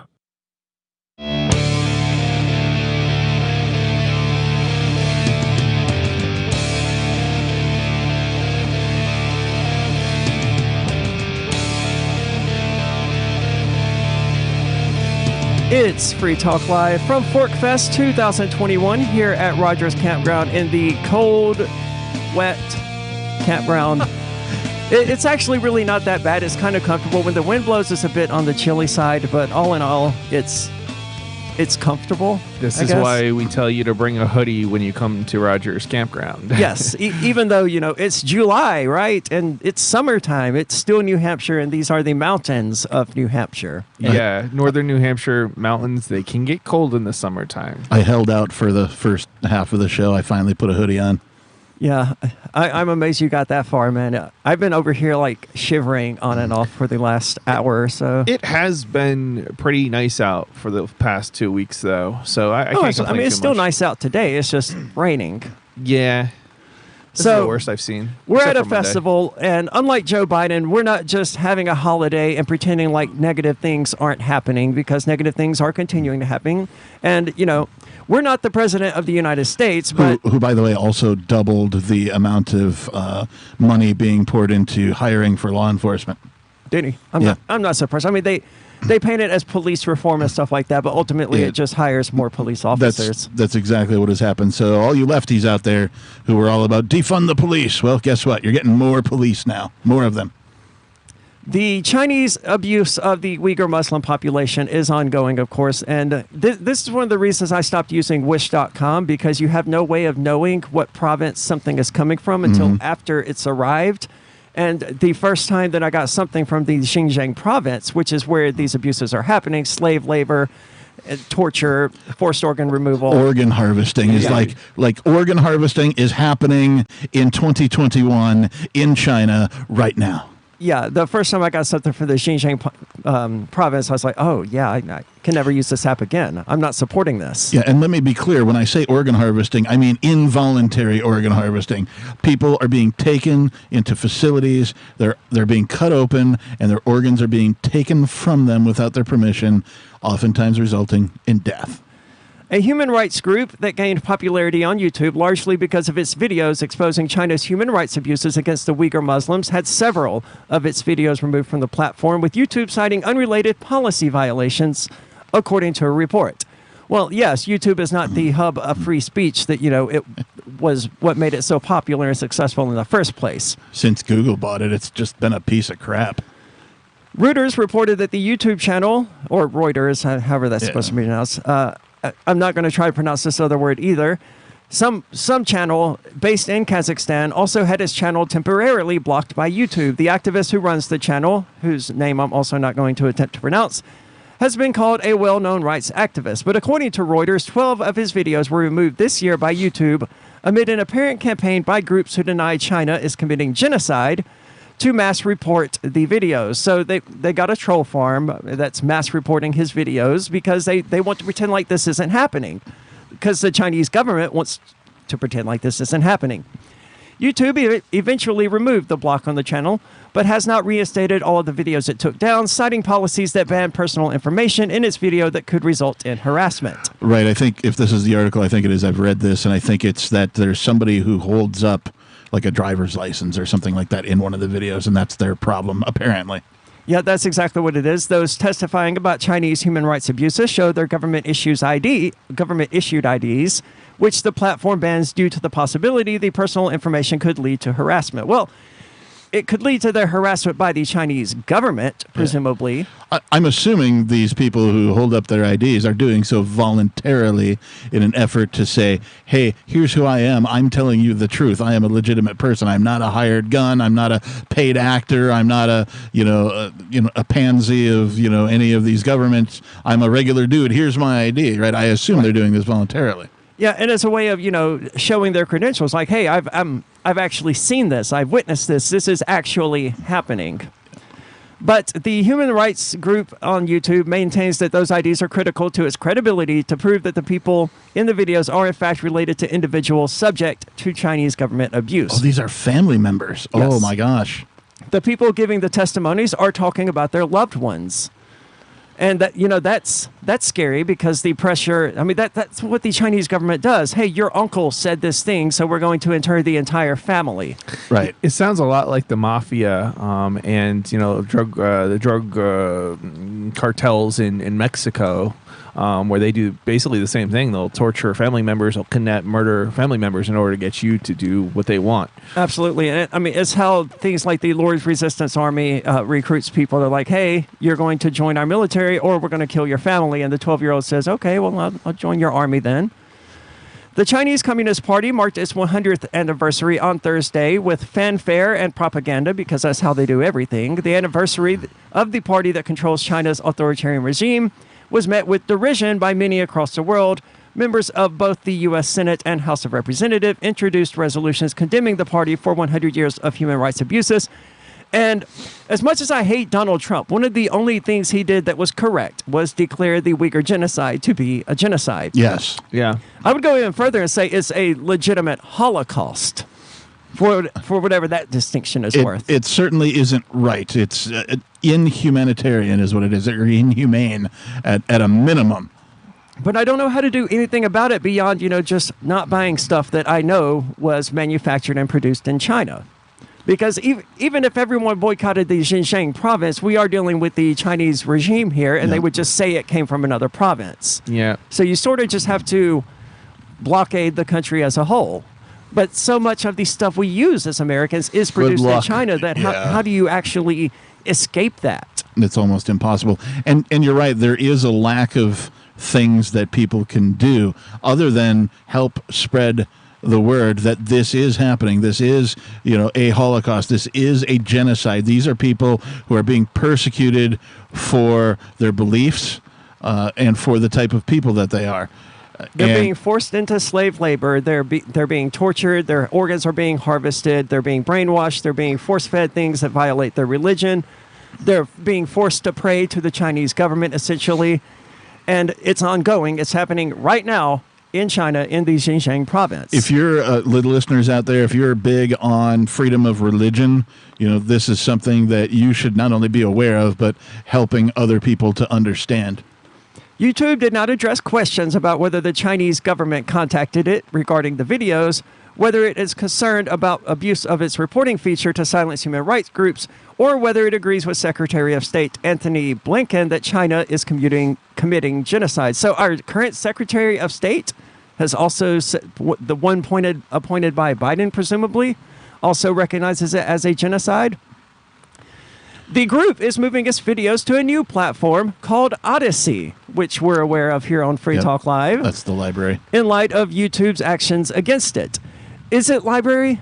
It is. It is. It's the same organization. It's the front end for library, effectively for the web. Okay. I've never been too clear on what it was because around all the time that this was happening. It's kind of like, how what's the cable company I'm thinking of? Comcast. Yeah. They're also Verizon. Are they? Or not Verizon. Spectrum?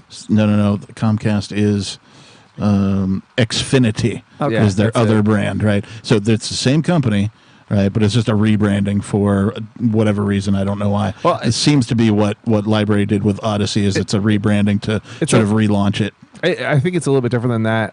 So as I understand it, Library is an app effectively, or you access it through an app. But if you don't want to access it through the app, you can access it through a web portal, basically. So and Odyssey is the web portal? Yeah, I know Odyssey also interesting. supports live streaming, but Library did not. Right.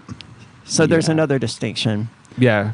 But, I'm glad to hear that this person, YouTube came after them and took their videos down. They said, okay, well, we'll go somewhere where our videos can't be taken down. I mean, Free Talk Live has done the same thing here. And the more that this happens, the more people are just going to go to these decentralized alternatives that already exist. Things like Library, Odyssey. We've been talking about the interplanetary file system and things like that. There's Matrix servers and Mastodon servers. There are places to share your content where big tech can't take it off. Decentralize all the things. More coming up from ForkFest 2021. This is Free Talk Live.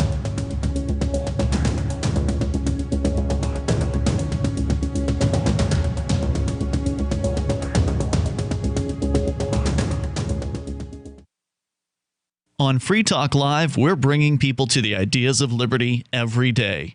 From wrestling superstars like Glenn Jacobs. You guys really are having an impact, I believe. Like I said, a lot of where I am now is due to listening to Free Talk Live. You changed my mind on some very important issues years ago. To random people tuning in on the radio. I was kind of stuck in the left-right paradigm. I heard your show by chance on a Saturday night. From there, I went on, joined the Free State Project, and become an amplifier. So, I mean, that's really the reason why I amp is because I know that if it wasn't for you guys being on as many stations as you are, I never would have found the ideas of liberty. Your amp will directly change more lives by getting Free Talk Live in front of people looking for talk radio online and on the air. When you amp Free Talk Live, you get perks like access to the AMP-only Facebook group and AMP podcast. Visit amp.freetalklive.com. Tired of cancel culture? Sick of mega tech corporations holding an axe over your head? Join the LRN.FM Matrix chat server. It's self-hosted, so no one else can tell us what to do or say. Don't like the existing channels? You can make your own. You can even connect into some of our channels from other Matrix servers. It's federated. For the full LRN.FM Matrix experience, though, you should join our server via the step-by-step instructions at chat.lrn.fm. Chat.lrn.fm. My name is Jacob Hornberger. I'm president of the Future of Freedom Foundation, which Congressman Ron Paul awarded for having an outstanding freedom website. Write us at fff@fff.org, and we'll send you a free 3-month subscription to our monthly journal of libertarian essays and our booklet, Economic Liberty in the Constitution, which George Mason University economics professor Walter Williams praised in a recent column. That's fff@fff.org. The Free State Project has reached its goal of 20,000 liberty lovers who've pledged to move to New Hampshire and get active to achieve liberty in our lifetime. Perhaps you're trying to figure out what part of New Hampshire should be your destination. If so, consider Keene. You'll find more than 150 reasons to move to Keene at move.freekeene.com. Keene is famous for its historic, publicity-generating activism, as well as being the liberty media capital of the world. It's home to freekeene.com, New Hampshire's destination for liberty activism, news, and opinion. For years, we've been compiling over 150 reasons to move to Keene at move.freekeene.com, where you'll learn about some of what's happening here and what makes Keene a great place to live. If you love liberty, you'll probably enjoy anywhere you end up in the Shire. But do your due diligence first. Please visit move.freekeene.com for the full list of over 150 reasons to move to Keene. That's move.freekeene.com. Some of you asked, and now we've delivered. LRN.FM's live Keene, New Hampshire studio shows are now streamed in HD on Twitch. Visit our channel at twitch.lrn.fm and give it a follow. If you have Amazon Prime, you get 1 free subscription on Twitch. If you use it on our channel, Twitch will give LRN.FM a monthly piece of your Prime subscription cost. So please watch, follow, share, and subscribe to twitch.lrn.fm. That's twitch.lrn.fm. Is oral health important to you? If you don't like your own teeth, fresh breath, or kissing people, then by all means stop listening. Several years ago, I met Jessica Armand, founder and CEO of My Magic Mud, and I became passionate about the product that she created and never want to live without it. It's clinically proven to whiten teeth, but I find it does much more. They want you to love My Magic Mud as much as I do, so they're giving you a money-back guarantee plus 20% off. Go to mymagicmud.com and use coupon code FTL20 at checkout. mymagicmud.com, FTL20.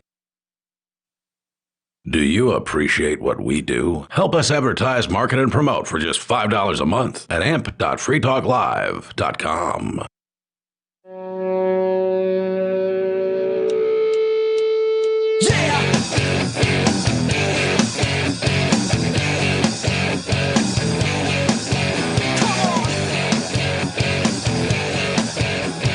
It's Free Talk Live here at Fork Fest 2021 at Rogers Campground in the cold and wet campground. If you're wondering why we're not doing interviews and stuff like that, it's because, I mean, it's kind of a cold, rainy day. There's no one walking around at the moment, and I don't blame them. Yeah, folks are, inside of their RVs, tents, that type of thing. At least the smart ones. Yeah. Some folks have probably gone into town to get lunch or whatever. It's kind of the afternoon here for us. So It's a good day to do that. Yeah, this is not a sit around and hang out day, really. It's a bit chilly. So we're pulling up stuff to talk about, and Chris, you brought up a story. I've already forgot what it was about, but it sounded fascinating. Oh, it's about domain seizures in Iran. It is. Well, it's not in Iran. It's the U.S. seizing domain names of Iranian media outlets. Oh, so these are not .ir websites, right? This is a good question, and I don't know the answer to that because I haven't actually read this story yet, but I'm sure once we get into it, we'll find that out. Well, let's get into it. Yeah, so this is coming from antiwar.com. So let's see here. Operating a website with a U.S.-based domain name, so that's the answer to your question, this is what it starts with, is starting to seem a little less secure Tuesday with the news that the Justice Department has seized multiple Iran-linked media websites' U.S. domains. See, I didn't know that was a thing. I bought a .us website. I don't even remember now what the hell it was. Yeah. So these are actually .com domain names. And those are also... Those are controlled by the United States government, correct? Okay. Yeah. I know that .us also... subsidizes the U.S. Some of the money goes to the U.S. government or something like that, and I didn't know that at the time. So yeah, don't buy a .us. What the hell domain did I buy that ended with .us that made sense? I'll have to check. Good question. I bought a lot of domains throughout the last year. Now I'm trying to figure out why the hell did I buy a .us in the first place? I was able to...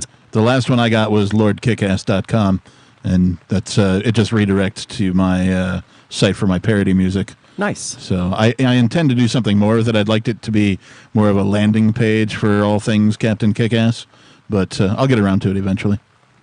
So tell us more, Chris. Yeah. So among those seized were PressTV.com, MTV.net, and Almas. I mean, we don't really need to know these. None of them mean anything to us. So. They appear to be like Iranian or something similar type of names. Details are scant, as the Justice Department has neither confirmed the seizures nor made any effort to explain them. The notice suggested it was done under the laws that allow forfeiture of property involved in trafficking nuclear technology or materials.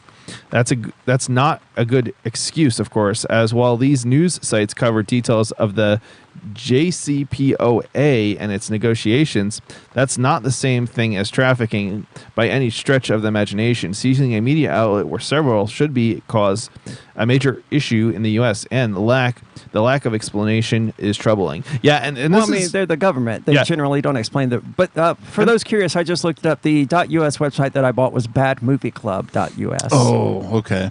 Back before the FBI took all the stuff that I was using to do Bad Movie Club, I had a YouTube channel where we watched stupid movies.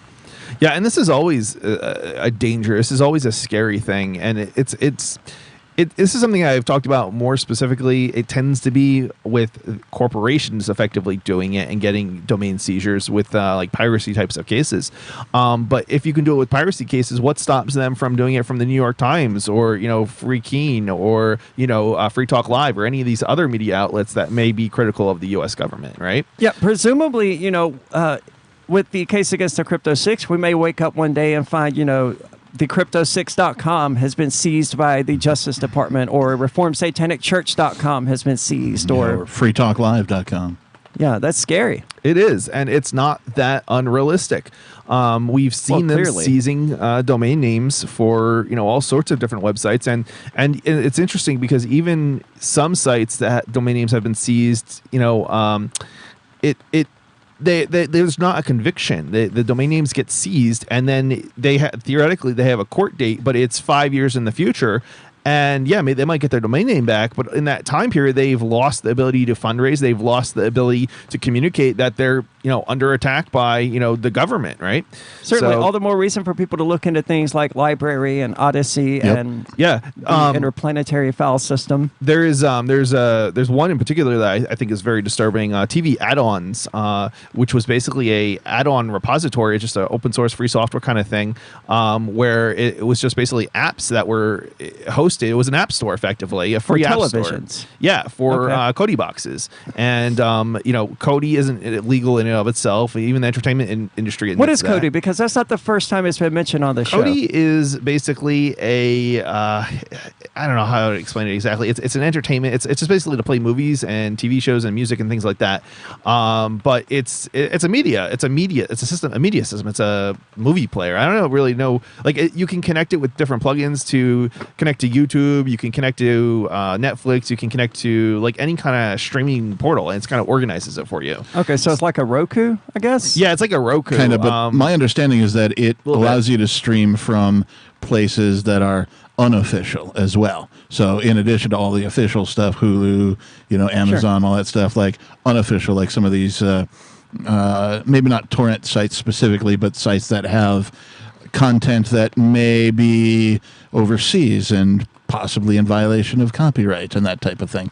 Okay. Well, the app itself doesn't do that. It's the plugins that are available for it in some cases.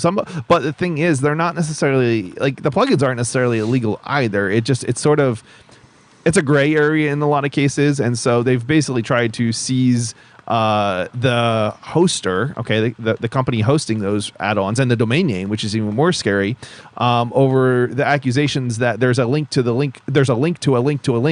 some sort of copyright infringement or copyright violation. It's not even like copyright infringement because the apps themselves don't actually provide like the copyright infringed material. It's downloading it from a source. It's like saying it's like uTorrent doesn't actually provide people with any sort of copyrighted, correct, but it can be used to engage in piracy. I mean, sure, like you can have an app that connects to YouTube, and yes, that app will then help enable you to access content on YouTube, but that doesn't mean the app is engaged in piracy, even though there are some there's some pirated content on YouTube, right? Like it's absolutely insane to go after the app or especially the company hosting that app. And that's effectively what they've done. And then not only have they gone after the servers, they've also stolen the domain name.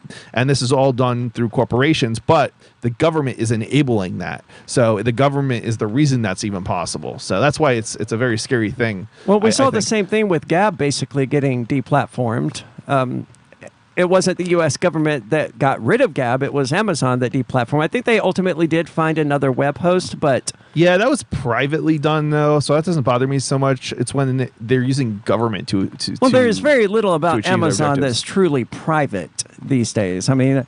They are one of the largest corporations in the U.S., and you don't really get to that point without working with the U.S. government. I hear the argument, but there is certainly not a monopoly. Amazon does not have a monopoly on hosting. No, certainly not. So... But they do have a lot of money, and they do work closely with the federal government. They're a scary force to be reckoned with, but certainly not concerned that if Amazon kicks me out, I wouldn't even use Amazon for hosting anything. If Amazon, I wouldn't either. It's like one of these things where it's like, yeah, I see they're a threat. I don't think they're a threat in hosting, but I do see them being one of the big cloud providers for sure. There was an issue with their cloud service recently. I don't recall exactly what it was. Do you know what I'm talking about? There's been issues, I think, over the years, and yeah, I think it went down for a certain period of time. Well, they were storing something in clear text or some nonsense like that. Some list of a lot of information got leaked because it wasn't encrypted or secure. I don't recall exactly the details, so I guess it doesn't matter. I think I heard of it, but I don't recall the details either. So let's get back to the story about the Iranian news outlets that have been seized by the U.S. government, presumably as a prelude to the war that United States government wants to wage against the Iranian government. Yep. So there's apparently the nuclear program is only one theory. As the Associated Press reported, it was just general bans for disinformation, and CBS suggested it was specifically reporting related to U.S. elections. But misinformation is not illegal. Right. That's the thing, and it shouldn't be. And who is the government to decide? You can go online and say any false thing that you want, and it's not a law violation. It's not illegal to be wrong. Yeah. It's not illegal to intentionally say something that isn't true. No, it shouldn't. I mean, be. there's libel and stuff like that, but Yeah. that doesn't apply here. Well, that you would go after. You might go after somebody for that, but that doesn't mean you get to seize their domain name. Absolutely. Yeah.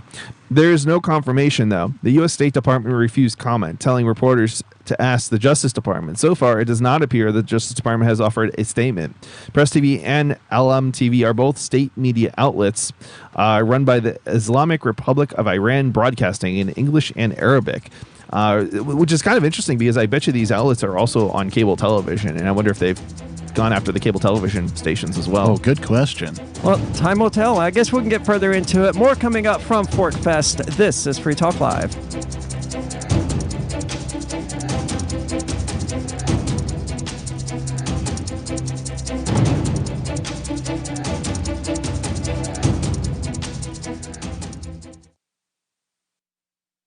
Do you feel like your nation, state, or community no longer holds your values? Have you dreamt of a place where people agree that liberty is important and are free to pursue their projects so long as they respect the property of others? There are many people just like you that are discovering freeprivatecities.com. Their social media links are at the upper right of the page at freeprivatecities.com. All skill levels will be needed when the first of the Free Private Cities opens. It's sooner than you think. Stop arguing and build. freeprivatecities.com. If you want to know the latest about Free Talk Live before we go on the air, all you need to decide is how you want it delivered. It's your choice. Visit news.freetalklive.com to receive our usually weekly news updates by email. Plus, we have a Twitter account at twitter.freetalklive.com, and you can follow us on the decentralized Mastodon platform at toot.freetalklive.com. So please follow us at toot.freetalklive.com and sign up for our emails at news.freetalklive.com. There are basically two types of advertising, direct response and branding. Radio's great for direct response with its low cost to listener ratio, but audio can't be beat for branding, which is a longer term endeavor. You want to be the first thing that someone thinks of when they think about your product or service. If you have a local business that you want kept top of mind in your community, call the station. If you need national reach, Free Talk Live's got around 200 radio stations, millions of monthly listening sessions, can suit all budgets, and if we don't think we're right for you, we'll tell you. Email me, mark@freetalklive.com. The LRN.FM social media channels have been revamped. We've eliminated Facebook and focused on other platforms like Twitter and Mastodon, the decentralized alternative to Twitter. On our accounts, you'll find posts from multiple LRN.FM show hosts together in one place. Follow us on Twitter at twitter.lrn.fm, or better yet, move to the decentralized Mastodon social media platform at toot.lrn.fm, toot.lrn.fm. I think you'll like it. The latest episode of Free Talk Live continues with Hour 3 up next after the news here at listen.freetalklive.com.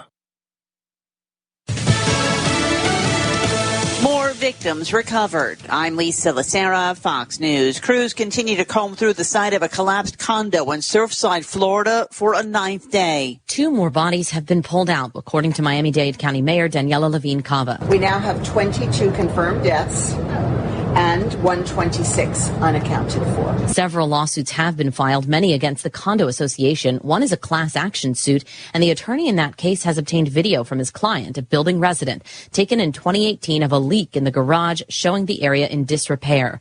Earlier this week, a letter written in April by the condo board president was made public. It said the building was in desperate need of repairs worth $15 million. Jessica Rosenthal, Fox News. City of North Miami Beach has ordered the evacuation of a condo building after a review board found unsafe conditions. The city, in a news release, said the collapse in Surfside prompted the evaluation, and it was done out of an abundance of caution. President Biden reacting to the latest numbers from the Labor Department, which show employers added 850,000 jobs last month. This is historic progress, pulling our economy out of the worst crisis in 100 years.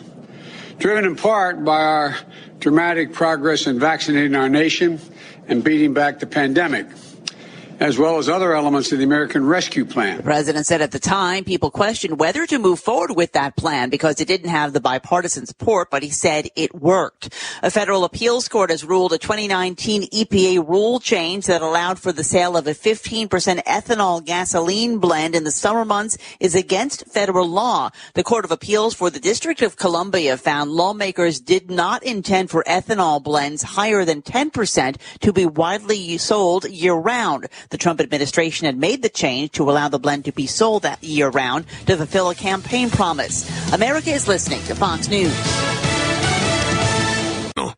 When hiring gets hard, you need Indeed, the job site that makes hiring incredibly simple. Just attract, interview, and hire. With Indeed, you can do all of your hiring in one place, even interviewing. Don't just hope your perfect candidate will find you. Indeed's hiring tools help you cut through the noise to hire faster and smarter. Indeed Instant Match provides a list of quality candidates whose resumes are on Indeed the moment you post a sponsored job. Get started right now with a $75 sponsored job credit to upgrade your job post at Indeed.com/Fox. Indeed.com/Fox. Offer valid through September 30th. Terms and conditions apply. The Biden administration is starting to implement new rules against surprise medical billing. Chances are it's happened to you or someone you know. Unexpected bills after a doctor or hospital visit. Soon, surprise medical bills should be a thing of the past as the Biden administration rolls out new rules barring out-of-network emergency providers from charging patients for gaps in their bill and what insurance covered. The new policy, expected to go into effect on January 1st, is a result of bipartisan legislation signed by then-President Trump. At the White House, Rachel Sutherland, Fox News. The Department of Transportation is expected to begin to require that airlines refund fees for baggage if the bags get seriously delayed. It would also require refunds for fees on extras like internet access if the airline fails to provide the service during the flight. The proposal is expected to be issued in the next several days and could take effect by next summer. An Olympic hopeful may lose her place on the team over a drug violation, but not for steroids. She tested positive at the Olympic trials for THC, the active drug in marijuana, which she ingested in Oregon, where it's legal. Richardson told the Today Show that she used pot to cope with the recent death of her biological mother, challenged those that she called her haters, saying, "Don't judge me because I'm human. I'm you," she said. "I just happen to run a little faster." Richardson has already completed necessary drug counseling so that what would have been a 3-month suspension for substance abuse unrelated to her sport got reduced to 30 days, which means if USA Track and Field... This is Michael Dean from the Freedom Fiends. I've run websites since 1996 and have used over a dozen web hosts in that time. AgristHosting.com is the only one that hasn't broken my heart. Agrist Hosting's uptime and service is stellar, and their DDoS mitigation is the best I've seen. That's important because if you tell the truth in this world, you'll ruffle feathers. And some people will try dirty tricks to silence your voice. No matter what the haters hit us with, Agrist Hosting keeps our websites online. If you have a mission-critical commercial presence or a world-changing activism site, you cannot tolerate any skullduggery. So go with agristhosting.com. Have a WordPress or blog site, but you're not satisfied with performance or uptime? Or just want raw hosting? Want to pay with Bitcoin? Agrist Hosting specializes in high-performance hosting with personalized service. Go to agristhosting.com and click on the button that says Get Hosted. That's agristhosting.com. On June 4th, 1919, a group of bold, passionate men took it upon themselves to pass the Women's Suffrage Act, finally granting women the right to vote that they were too frail and helpless to achieve on their own. Having long watched women struggle to stand up for their right to choose elected officials, the strong and capable men decided to intercede and aid their weak female counterparts. And on June 6, 1972, David Bowie's release of his concept album, The Rise and Fall of Ziggy Stardust, kickstarted the glam rock genre and led to such spin-off trends as glam medicine, glam sports, and glamcatecture, all culminating in the 1976 presidential glam election. And that was what happened this week in history. In the words of French King John II, history will forever remember the great names of Alexander and Napoleon and Washington. But what about me, John II of France? I did stuff too. This is the Onion News Network.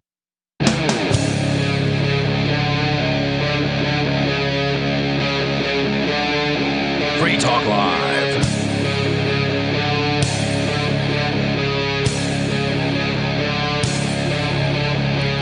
It is Free Talk Live here at Rogers Campground. You may still be able to join us if you're in New Hampshire. We're going to be here until July the 4th. I mean, realistically, July the 3rd is the last party day, but it's been a great year. We'll be here again next year, assuming some of us aren't in prison.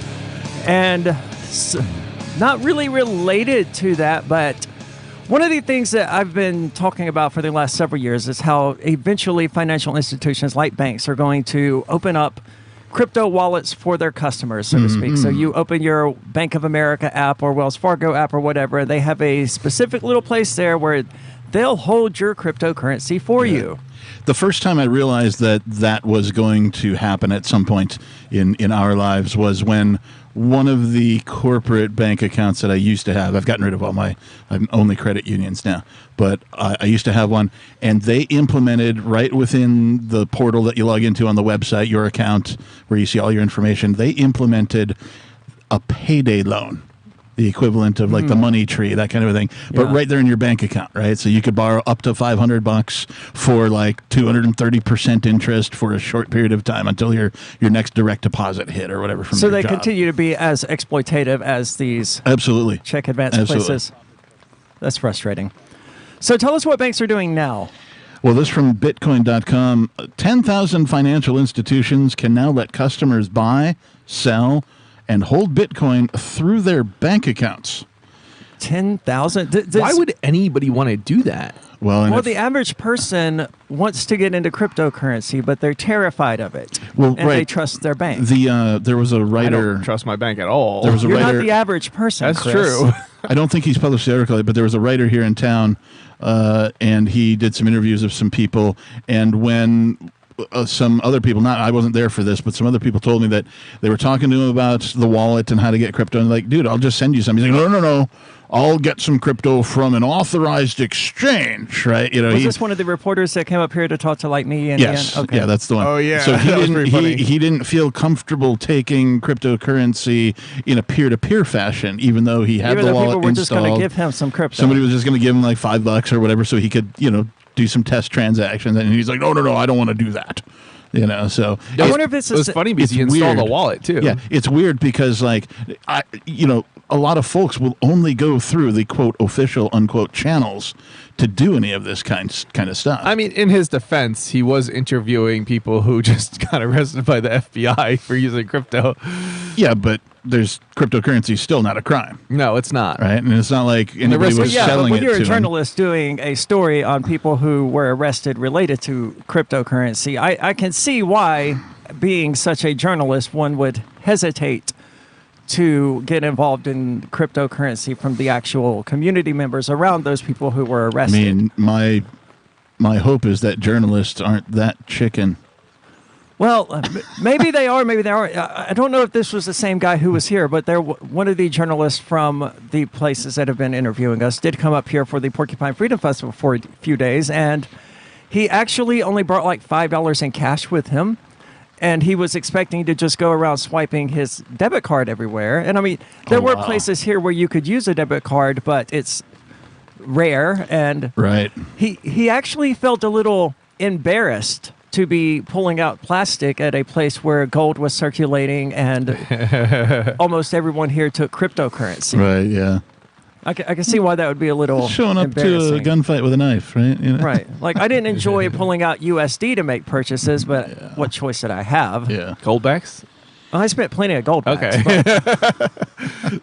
But I mean, with goldbacks, it's if you want to buy something for $10, it's like, okay, and I'm going to short myself gold back here. What I noticed when I was spending gold backs, people were just giving me change, in U.S. dollars. I mean, it was not optimal, but it was better than See, that's not the way I dollar function.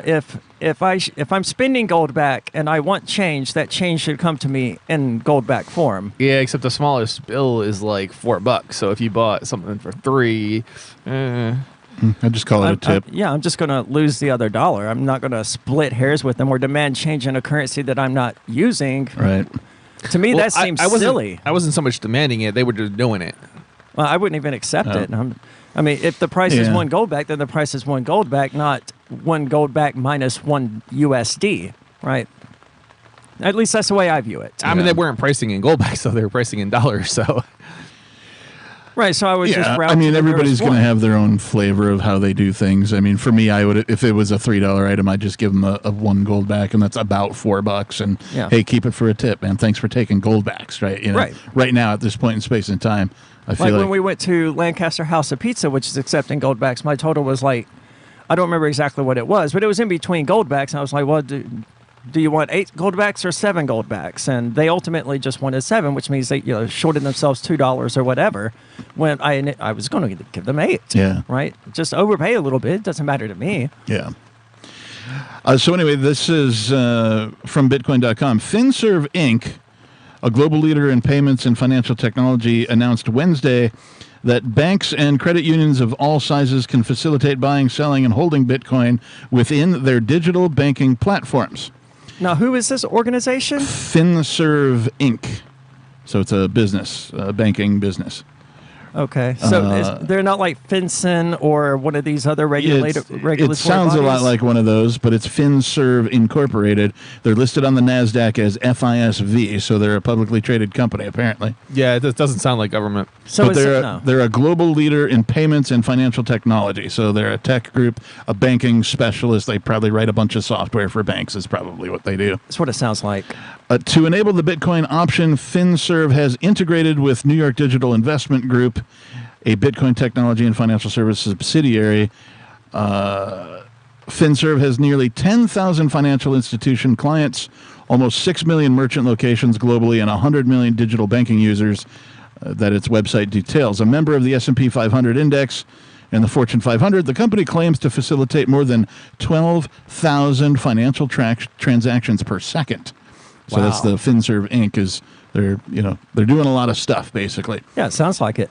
The announcement explains that the integration will allow consumers to manage Bitcoin transactions directly within their financial institutions' online and mobile banking portals, providing users an easy way to buy, sell, and hold the popular digital asset through their trusted financial institutions. That's funny. So hold on. So they're going to allow people to open like their Wells Fargo app or whatever and buy cryptocurrency directly from them. So imagine a wallet app now is just integrated with your bank app. Yeah, I don't want that. Well, it's going to happen, apparently, according to this article. I can't use cryptocurrency anyway, but if I was going to have a cryptocurrency wallet, I would use one that was independent of any of these evil, horrific banking institutions. It hasn't yet mentioned spending. It just says providing users an easy way to buy, sell, and hold the popular digital asset. So it hasn't mentioned anything about spending yet. So I don't know if this is just like a crypto savings account or if this is something like PayPal does, where like you know, if you have, I don't know, $500 in your savings account, you can allocate like, I'll put $250 into Bitcoin and I'll put another $50 into BCA or whatever it is, right? I would hope it would be more like Uphold or something like that, where you just swipe your debit card and. I think Uphold's got it way more correct, but the banking institutions exist already, and now they're trying to fight for their own market. I mean, this is kind of crazy because it's like these are the people who are stealing money from you effectively by like hiding. They've got all sorts of hidden fees, like a monthly fee, and then if you try to deposit cash, enough of it anyway, they'll charge you a percentage of the cash, and like, or if you go under a little bit, like they'll charge you some insane fee, and then they'll rack up those fees every time, and it never ends with these banks. Well, they make the vast majority of their money, as I understand it, on overdraft fees and things like that, because the average American is not very good with money, living paycheck to paycheck, and they overdraft a lot, and those fees it's like $35 in overdraft or something like that. So if you go 50 cents over, your bank's hitting you with like a $30 charge. It's per charge too, so even if it goes over just a little bit. And the crazy thing is, often those overdraft fees are the result not of you making an error, but the result of fraud on your account, and then you get charged overdraft fees. Right, and if you cascade the overdraft fees, your bank will rearrange them in such a way that it benefits the bank instead of you. It's so malicious. These institutions are evil. Do not trust them with your cryptocurrency. More coming up. This is Free Talk Live.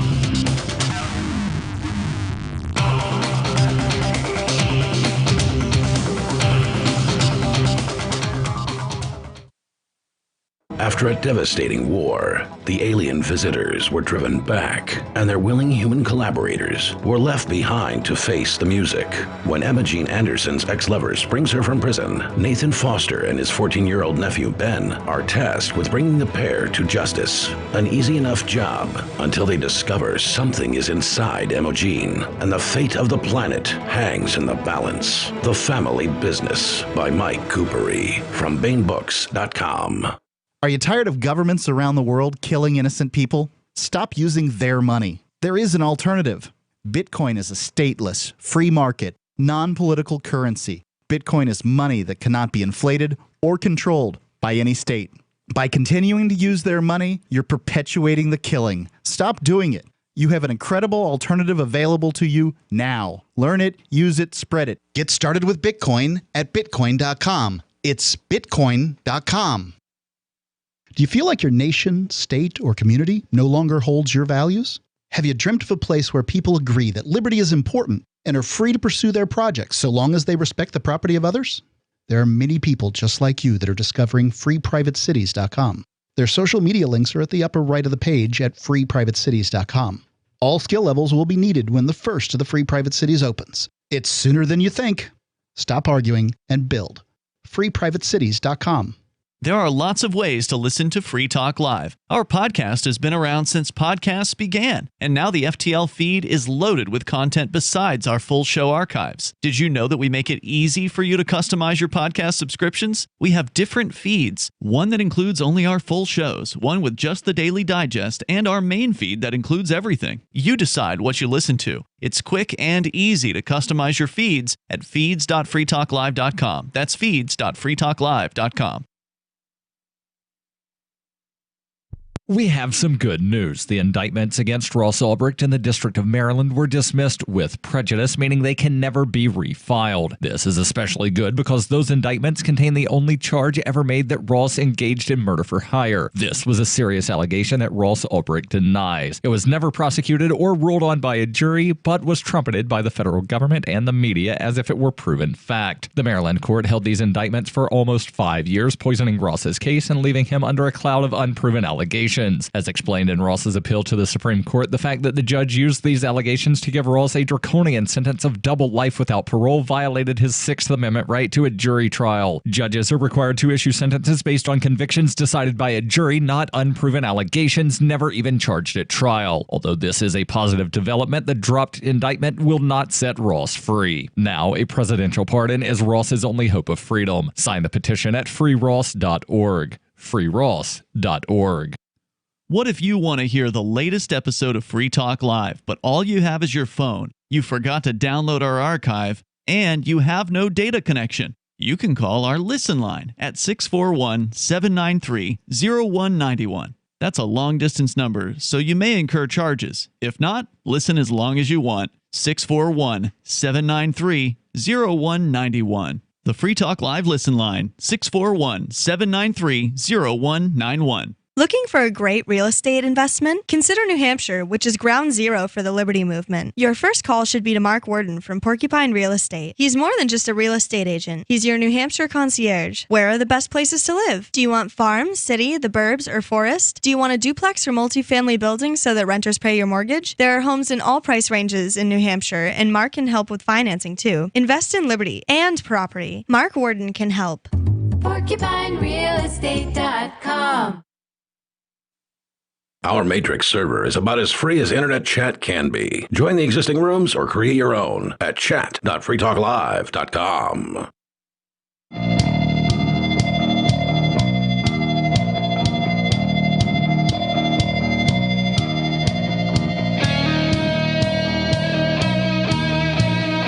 It's Free Talk Live from Fork Fest 2021. You know, if you haven't seen it, the first minute or so of the Crypto 6 presentation that I did was pretty entertaining. So go check that out. You can find it at youtube.ariadamesso.com. If you don't know how to spell that, then I don't know how to help you because I'm not going to sit here spelling it out on the air. There's plenty of places you can find my name at like freetalklive.com or whatever, but you probably already know where the YouTube channel is anyway. Just like the first minute, the whole presentation I'm not really happy with because I'm not the type to just stand there talking at people, and that's what a presentation is. Yep. I'd rather interact with people. I was going to say, I thought you'd rather yell at people. What do you mean? You're talking about the presentation from PorcFest, right? Yeah. Yeah, it was a lot of yelling at the police, right? Well, like for the first minute, yeah. Yeah. And then it wasn't. That's why I'm telling people to watch the first minute, right? After that, I mean, it was just kind of a dull presentation, in my opinion, before we opened it up to Q&A, where it got interesting again, because that's the kind of way I like to do things. Yep. But you can find out more about that at thecrypto6.com if you haven't already been there. That's thecrypto6.com.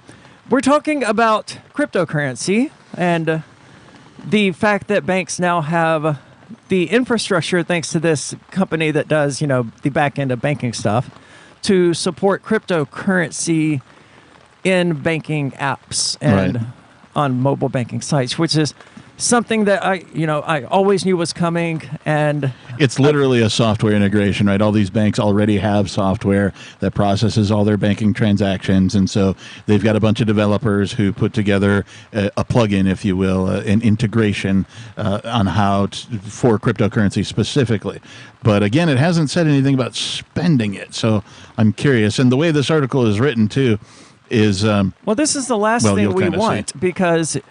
if you have your cryptocurrency in your bank, and you try to go make a purchase with it or whatever, assuming they allow you to make a purchase with it, you're back through jumping through all of those insane hoops that banks are already making people jump through just in order to spend, quote, your money. Yep. But the last place you should ever trust with your money is a bank. No, agreed. Yes. You'd be better to take a mayo jar and bury it in your backyard, or, if you wanted to stay in USD, you would be even better to take your USD and turn it into gold or cryptocurrency or silver or anything else that isn't just constantly losing value. Agreed. This article continues. Losing value, incidentally, because of the banks and the fact that they're constantly inflating the money supply by loaning out money to people that doesn't actually exist. And now there's no limit. No reserve requirement anymore. And even though there was a 10%, right, 10 to 1, something kind of a reserve requirement, that wasn't really doing anything. No, for those who don't know, that meant that if a bank had $100,000 on their books, they could loan out $1 million, even though they only had $100,000 on their books. And it's that sort of activity that caused the bank runs and stuff like that that we remember from films like It's a Wonderful Life. Yeah. And even 2008, for that matter, right? That had a play in it.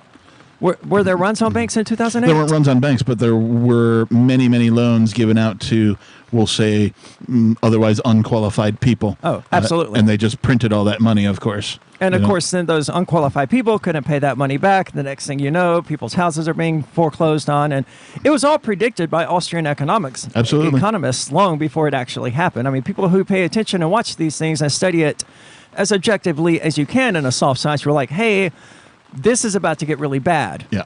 And what I love about Austrian economics, too, is that it is simple to understand. It is. Right? The average person gets it. It's supply and demand. That's really all it is. Supply and demand. That's Austrian economics in a nutshell. I'm oversimplifying, of course. But really, if you can understand supply and demand, then you understand Austrian economics. Everything else... everybody thinks that understanding finance in today's world is really difficult and only super smart people can. It's like, no, just read some Austrian economics books. No, that's just the financial illusion that the government and its institutions have created in order to keep us confused. They point to things like M1, M2, and all of this other nonsense when really they don't even have the correct definition of inflation that they're using. I read an article from Fox News yesterday about how someone in the Federal Reserve was like, oh, yes, we expect prices to increase by 20% or whatever, but that's not inflation. Inflation is an increase in the money supply. A price increase is a price increase. Right. This is going to be a result of inflation, but it is not inflation. An increase in price is not inflation, but they don't know that. An increase in price can be the result of inflation, but it in and of itself is not inflation. No, inflation is an increase in the money supply. Right. But if they use that definition, then they have to admit that, oh yeah, we caused this because we're the ones who inflated the money supply. So instead, they obfuscate it and point to an increase in prices as though that's somehow something they can't control, when it is just stop inflating the currency and prices won't increase as a result of your inflation of that currency. Yeah. And these are the people that the average person is going to turn to hold their cryptocurrency for them because they're too reckless, too dangerous to hold their own private keys. Well, and this article continues on with a quote from the Chief Digital and Data Officer at FinServe, the company who's developed this plugin, if you will, for the banks to use. Says, people continue to turn to financial institutions as a central place to manage their financial activity, and being able to offer the capability of cryptocurrency will help position banks and credit unions at the forefront of their customers' financial lives. Now, These are of all- institutions we don't want involved in cryptocurrency. Right. It says people continue to turn to financial institutions. Stop it. People, you're a person, you're listening to me, stop turning to banks for your financial needs. Start taking responsibility for your own financial future, even your financial present, right? Because this stuff was not created for banks to manage for you. It was created to be peer-to-peer transactions that cut out the middlemen. So, Captain, how would I go about taking control of my finances as you're describing? Crack a whip. What? How would you go Taking about control? taking control of your finances? I mean, the first step that most people, in my opinion, I'm not a financial expert here, and this isn't legal advice, but the first step is to get some cryptocurrency. Okay, and how would I go about doing that? You can either transact in person. You can find a Bitcoin meetup, a cryptocurrency meetup, transact in person. I'm talking about step 0. What's step 0? Install the Edge wallet. Well, yeah, obviously. Install some sort of crypto wallet. Download a wallet. Edge wallet is my preferred wallet, of course. I use it very frequently here in New Hampshire. But yeah, you do need somewhere to keep, if you will, your information. You could also get a hardware wallet if you feel that an offline storage is more secure for you. But yeah, step 1, get a wallet. Step 2, go ahead and trade for, or better yet, earn some cryptocurrency. I like that. Those are the two things. And then tell all your friends about it and about what you're doing and how you've done it. If you have a business, particularly a small business, it is super easy for you to begin accepting cryptocurrency at your small business. If you're like an independent how would I do that? Hairdresser or salon or something like that, well, you could just do it with the wallet. Okay. And what if I have employees? You can also pay them in cryptocurrency. They just have to install a wallet. There are applications that exist in the world for businesses that will integrate with even POS systems, point of sale systems. Cool. And so if you're a business, you can go that way as well. Like AnyPay or BitPay, something like that? Something along those lines, yeah. More coming up from Fork Fest. This is Free Talk Live.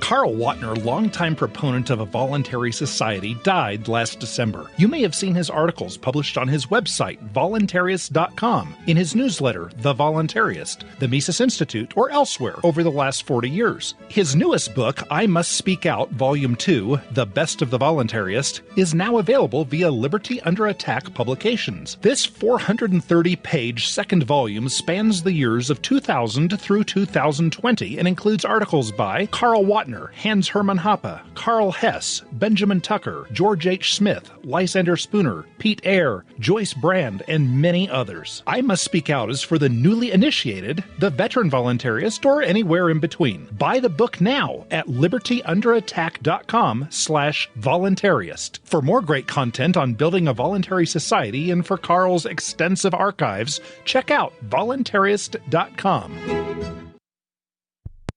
On March 16th this year, government task forces violently raided the New Hampshire Bitcoin Embassy, the Mighty Moose Mart, the homes of Aria DiMezzo, Andy and Renee Spinella, Colleen Fordham, a grandmother, and perhaps most relevant, the studios of Free Talk Live. The Crypto 6 were arrested. 4 were released on bail conditions, but Ian Freeman was held hostage for 69 days. Rich Paul, also known as Nobody, remains captive. We've consulted attorneys who say no crime even appears to have been committed. But that didn't stop the Joint Thug Task Force from ripping out wires from our broadcast stacks, taking Free Talk Live off the air, resulting in a violation of our and your First Amendment rights. You can visit thecrypto6.com to help, but as importantly, contact other media and tell them about this outrage. This case is likely to set precedent for cryptocurrency use well into your future. Help our fight for liberty and financial freedom at thecrypto6.com.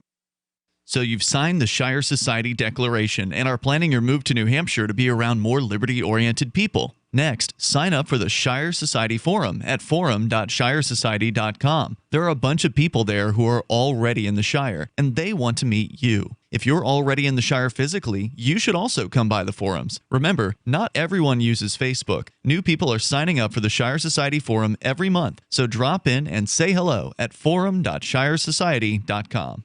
Tired of cancel culture? Sick of mega tech corporations holding an axe over your head? Join the LRN.FM Matrix chat server. It's self-hosted, so no one else can tell us what to do or say. Don't like the existing channels? You can make your own. You can even connect into some of our channels from other Matrix servers. It's federated. For the full LRN.FM Matrix experience, though, you should join our server via the step-by-step instructions at chat.lrn.fm. chat.lrn.fm. Hey guys, Mark Claire here, lionsofliberty.com, where we strive to advance the ideas of liberty daily. We bring you the Morning Roar. That's right, every Monday to Friday we'll have a brand new edition of the Morning Roar, where we provide a roundup of some news stories that you may not find in the mainstream media or even in your typical social media newsfeed. We find stories that relate to the ideas of liberty and provide you with our liberty perspective on them. Every Monday, we have our longest-running feature, Mondays with Murray, named after the great libertarian Murray Rothbard, where we'll examine an article or an excerpt from his works and help convey his view, along with our little spin as well. We wrap it all up every Friday with Felony Friday, where our own John Odermatt goes out and takes a look at some sort of felony. There's felonies committed every day, you know, whether it's a felony committed by the police, a politician, or even an average citizen. You can find all of this and so much more over at lionsofliberty.com. Advancing the ideas of liberty daily. You can stick it to the man and big tech. Join our FTL social mastodon at social.freetalklive.com.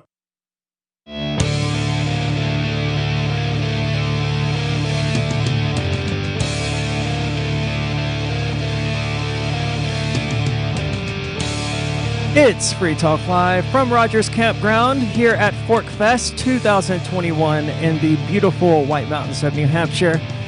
There's all sorts of stuff going on here. Of course, the Free Talk Live is also always a popular daytime hangout spot, but there's something going on later that you're taking part in, Chris, that I'm just now finding out about, because I'm probably the only person here not on Telegram, but I'm not allowed on Telegram at the moment, so I'm not paying attention to any of these chats, but you're doing some sort of tech talk. Yeah, we're going to do some sort of tech talk, and I think the idea is to talk about, anonymous, types of things like VPNs and, Tor and maybe cubes and some of these tech solutions. And as far as VPNs go, have you ever looked into Windscribe? I have not. They're probably one of my favorites. It's like $36 a year. They accept cryptocurrency. Okay. And a lot of them do. A lot of these VPNs. Sure. Yeah, Proton does too. They do have a Facebook page, but the only thing it says on their Facebook page is, hey, if you're viewing this, then you don't take privacy seriously enough. So I like them. They seem to me to be really solid and reliable. And, for $36 a year, it's a no-brainer.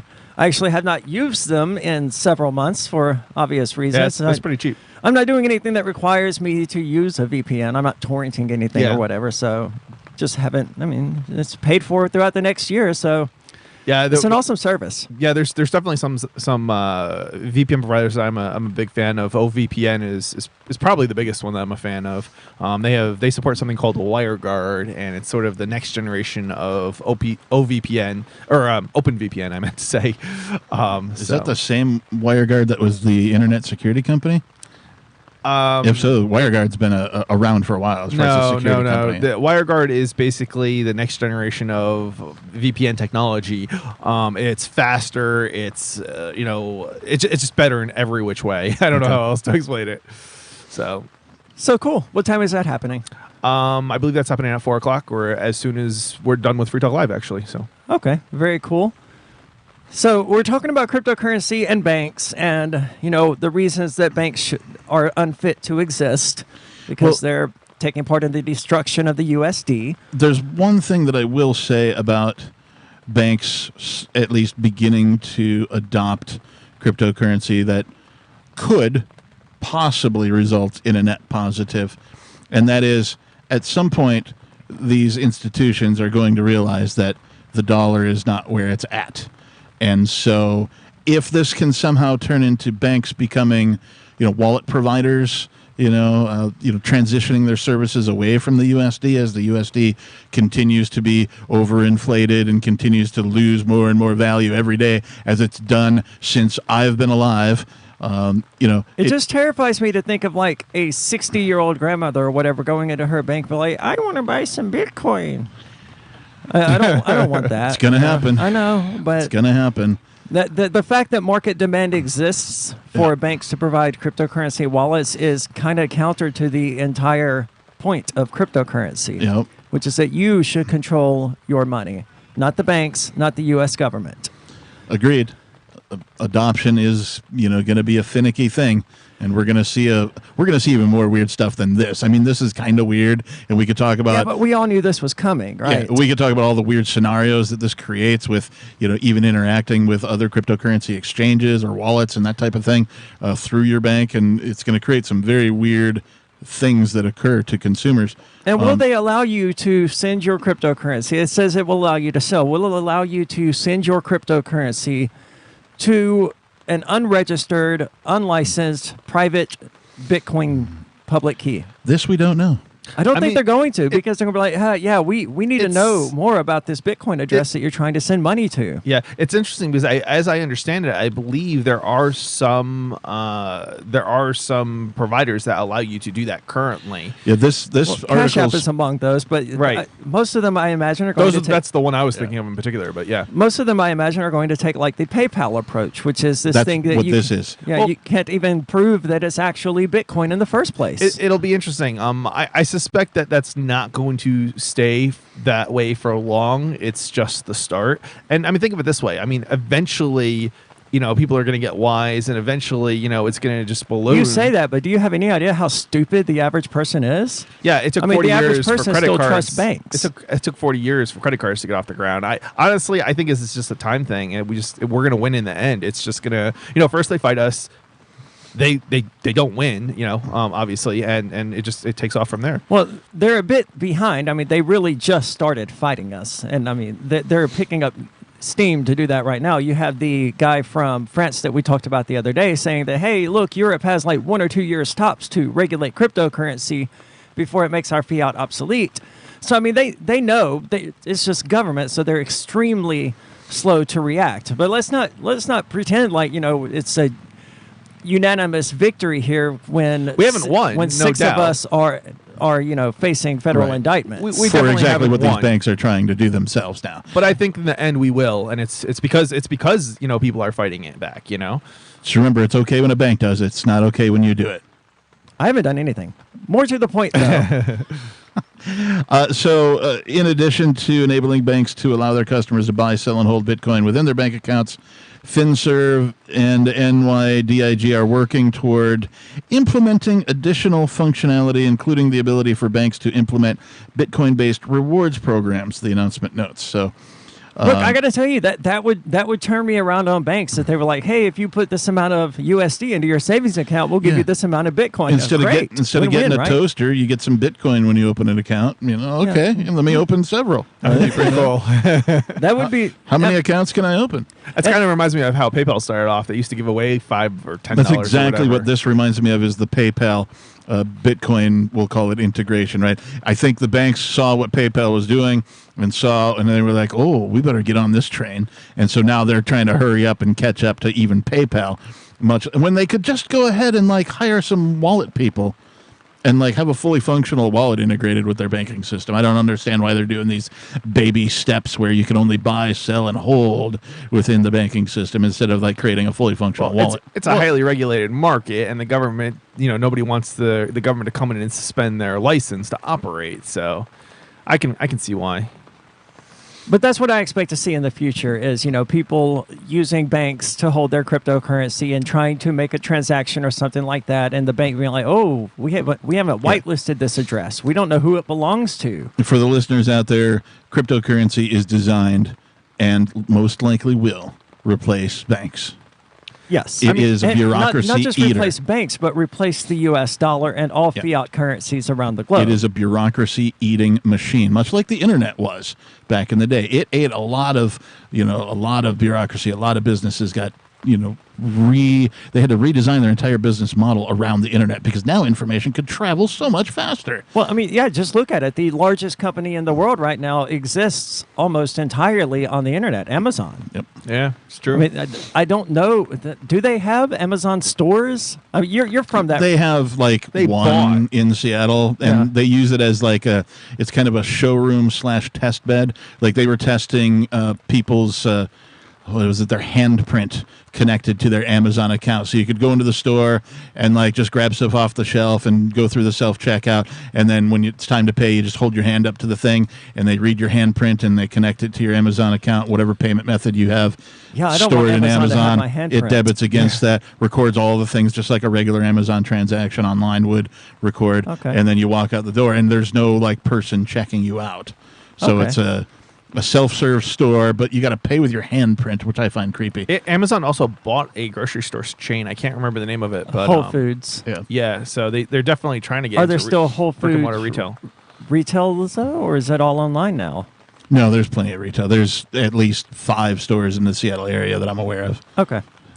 And I'm sure more worldwide. I imagine the vast majority of Amazon's business is people just going to Amazon.com or opening the Amazon app or whatever. For sure. Yeah.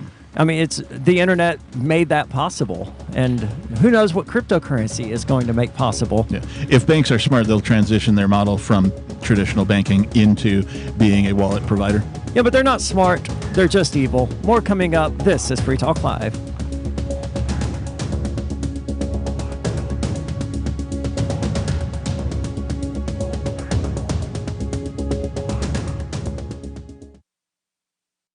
Why did you move to the Shire? I moved here to the Shire because there's other people around who take liberty just as seriously as I do. I moved to the Shire because I saw videos of people challenging authority and thought that I could get support myself. It called to me, do this, right now. I wanted to be around people like me who got it, and once I got here, I knew there was nowhere else that I wanted to be. I've always wanted to change the world, so I moved to the Shire to join people who were actually working towards doing the same thing.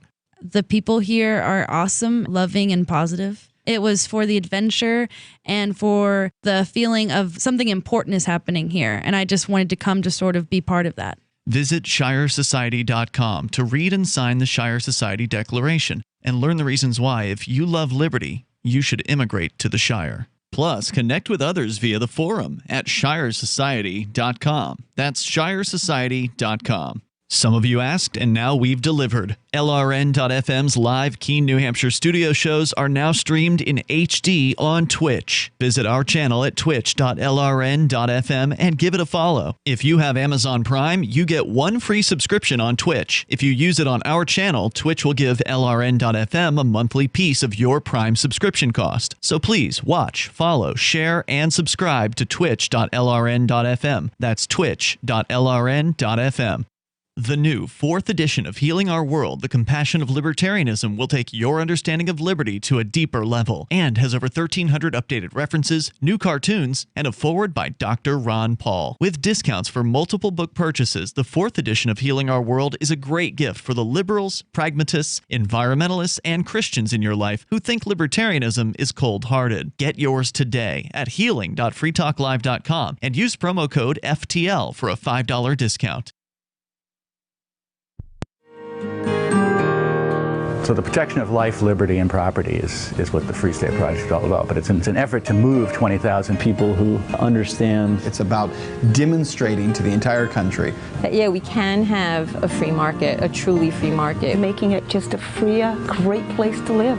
It's the world's largest voluntarist libertarian community, and it's only getting bigger. That's amazing, to be able to move to a place where other people passionately believe in being free and independent. What the Free State Project is managing to do, though, is to put their money where their mouth is. It's physically getting up across the country and saying, let's go someplace and let's demonstrate the power of these ideas. There's a lot of kind of philosophy that surrounds liberty. There's a lot of thinking about it and talking about it. But here in New Hampshire, people are doing it.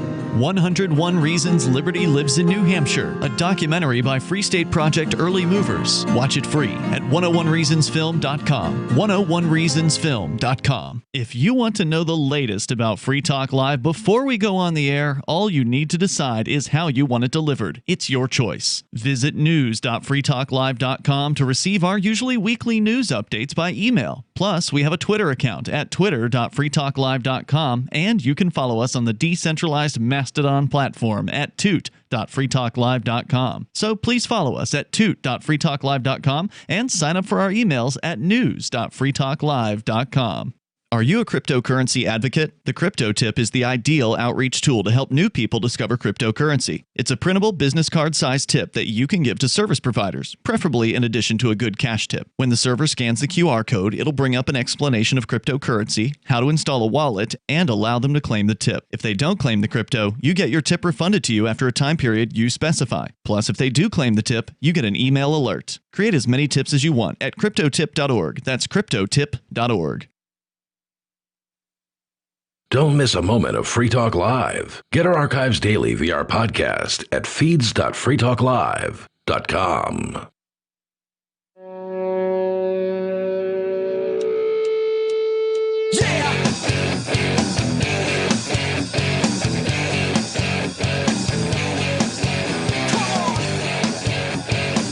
It is Free Talk Live from Fork Fest 2021. It's been an awesome time. It's very chill, very relaxed today, more so than usual. I mean, especially given that it's a Friday, but it's also early in the day. Most people are still, sleeping off their hangovers. Apparently, a fair number of things got broken by drunk people last night. There may have been some stumbling and falling somersaults, things of that nature. Sounds like somebody had a good time. I for sure did that earlier in the week. I don't remember the exact day it was on, but let's just say there was a 7-foot tall fence and a drunken me jumping the 7-foot tall fence in order to go swimming. Oh boy! Yeah, here you got or what? At I made it to the pool for sure. But injuries happened. I mean, not major injuries or anything like that, right? Like it's fine. Bumps and bruises. Yeah. But. Not the best, not the best decisions I've ever made, but it was fun, and I went swimming. That's the important part. For about 4 seconds because it turns out that water is really cold. Even during the daytime when it was like 90 degrees, that water was still really cold. Flowing mountain water, generally not the warmest thing. Yeah, and this was definitely not. But I want to say thank you to Lord Porcupine, who is a platinum level amplifier. Lord Porcupine, who has made his presence felt around here. He is here. Yeah. Yep. Is he? He's a platinum level amplifier, which means he gives $25 or more per month to the AMP program. Of course, we don't ask that. All we ask is $5 per month to join.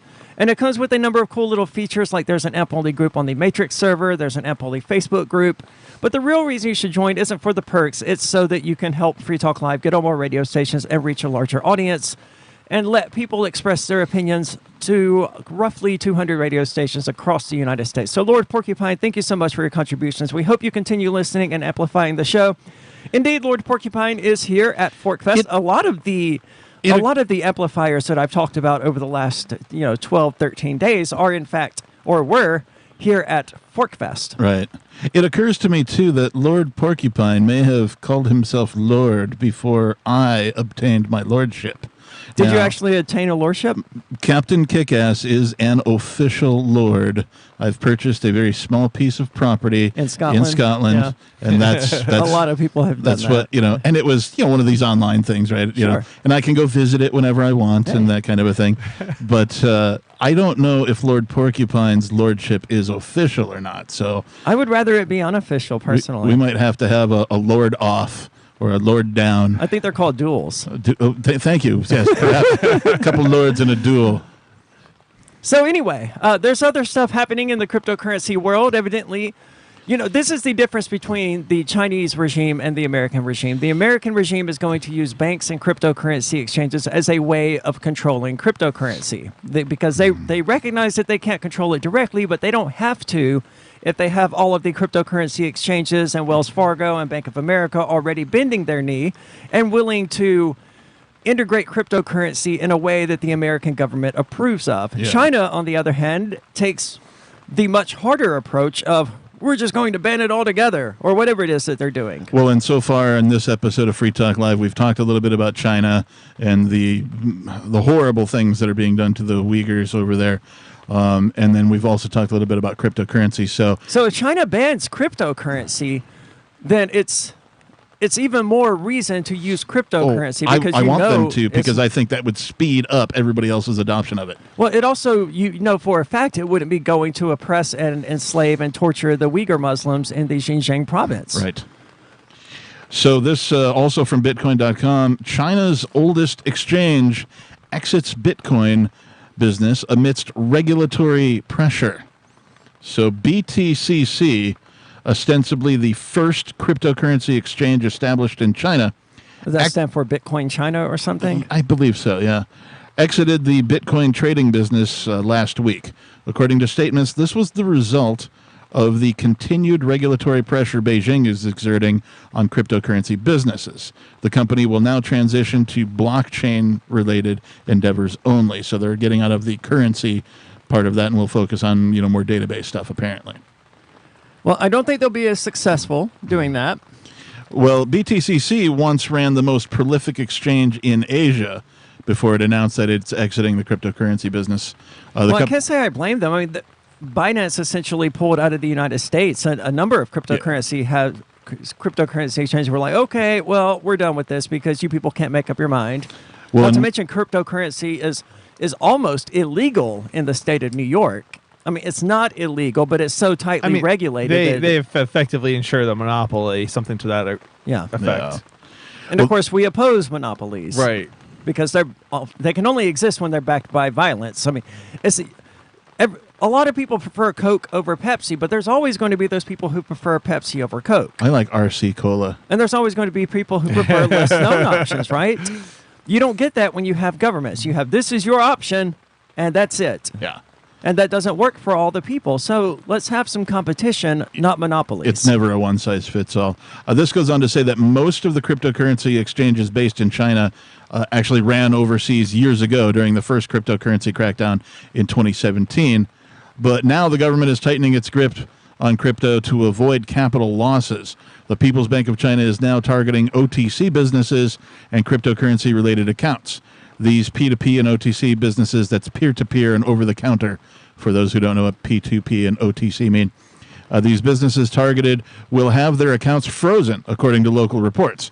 Well, of course, China has their own digital currency now that they can track and control. They don't want you to use the one that they can't track and control. Didn't they already have that with WeChat or whatever? I mean, they had something equivalent of PayPal built into it. I think so. Yeah. I mean, I'm not sure to what extent the digital currency in China is different from the physical currency. Other than I think they're just trying to phase out the physical currency and go digital only. But yeah, all oppressive regimes are. When you're dealing with a state-backed currency, there's realistically no difference between, writing someone a check or sending a wire transfer or handing someone cash. It's all just a USD transaction, right?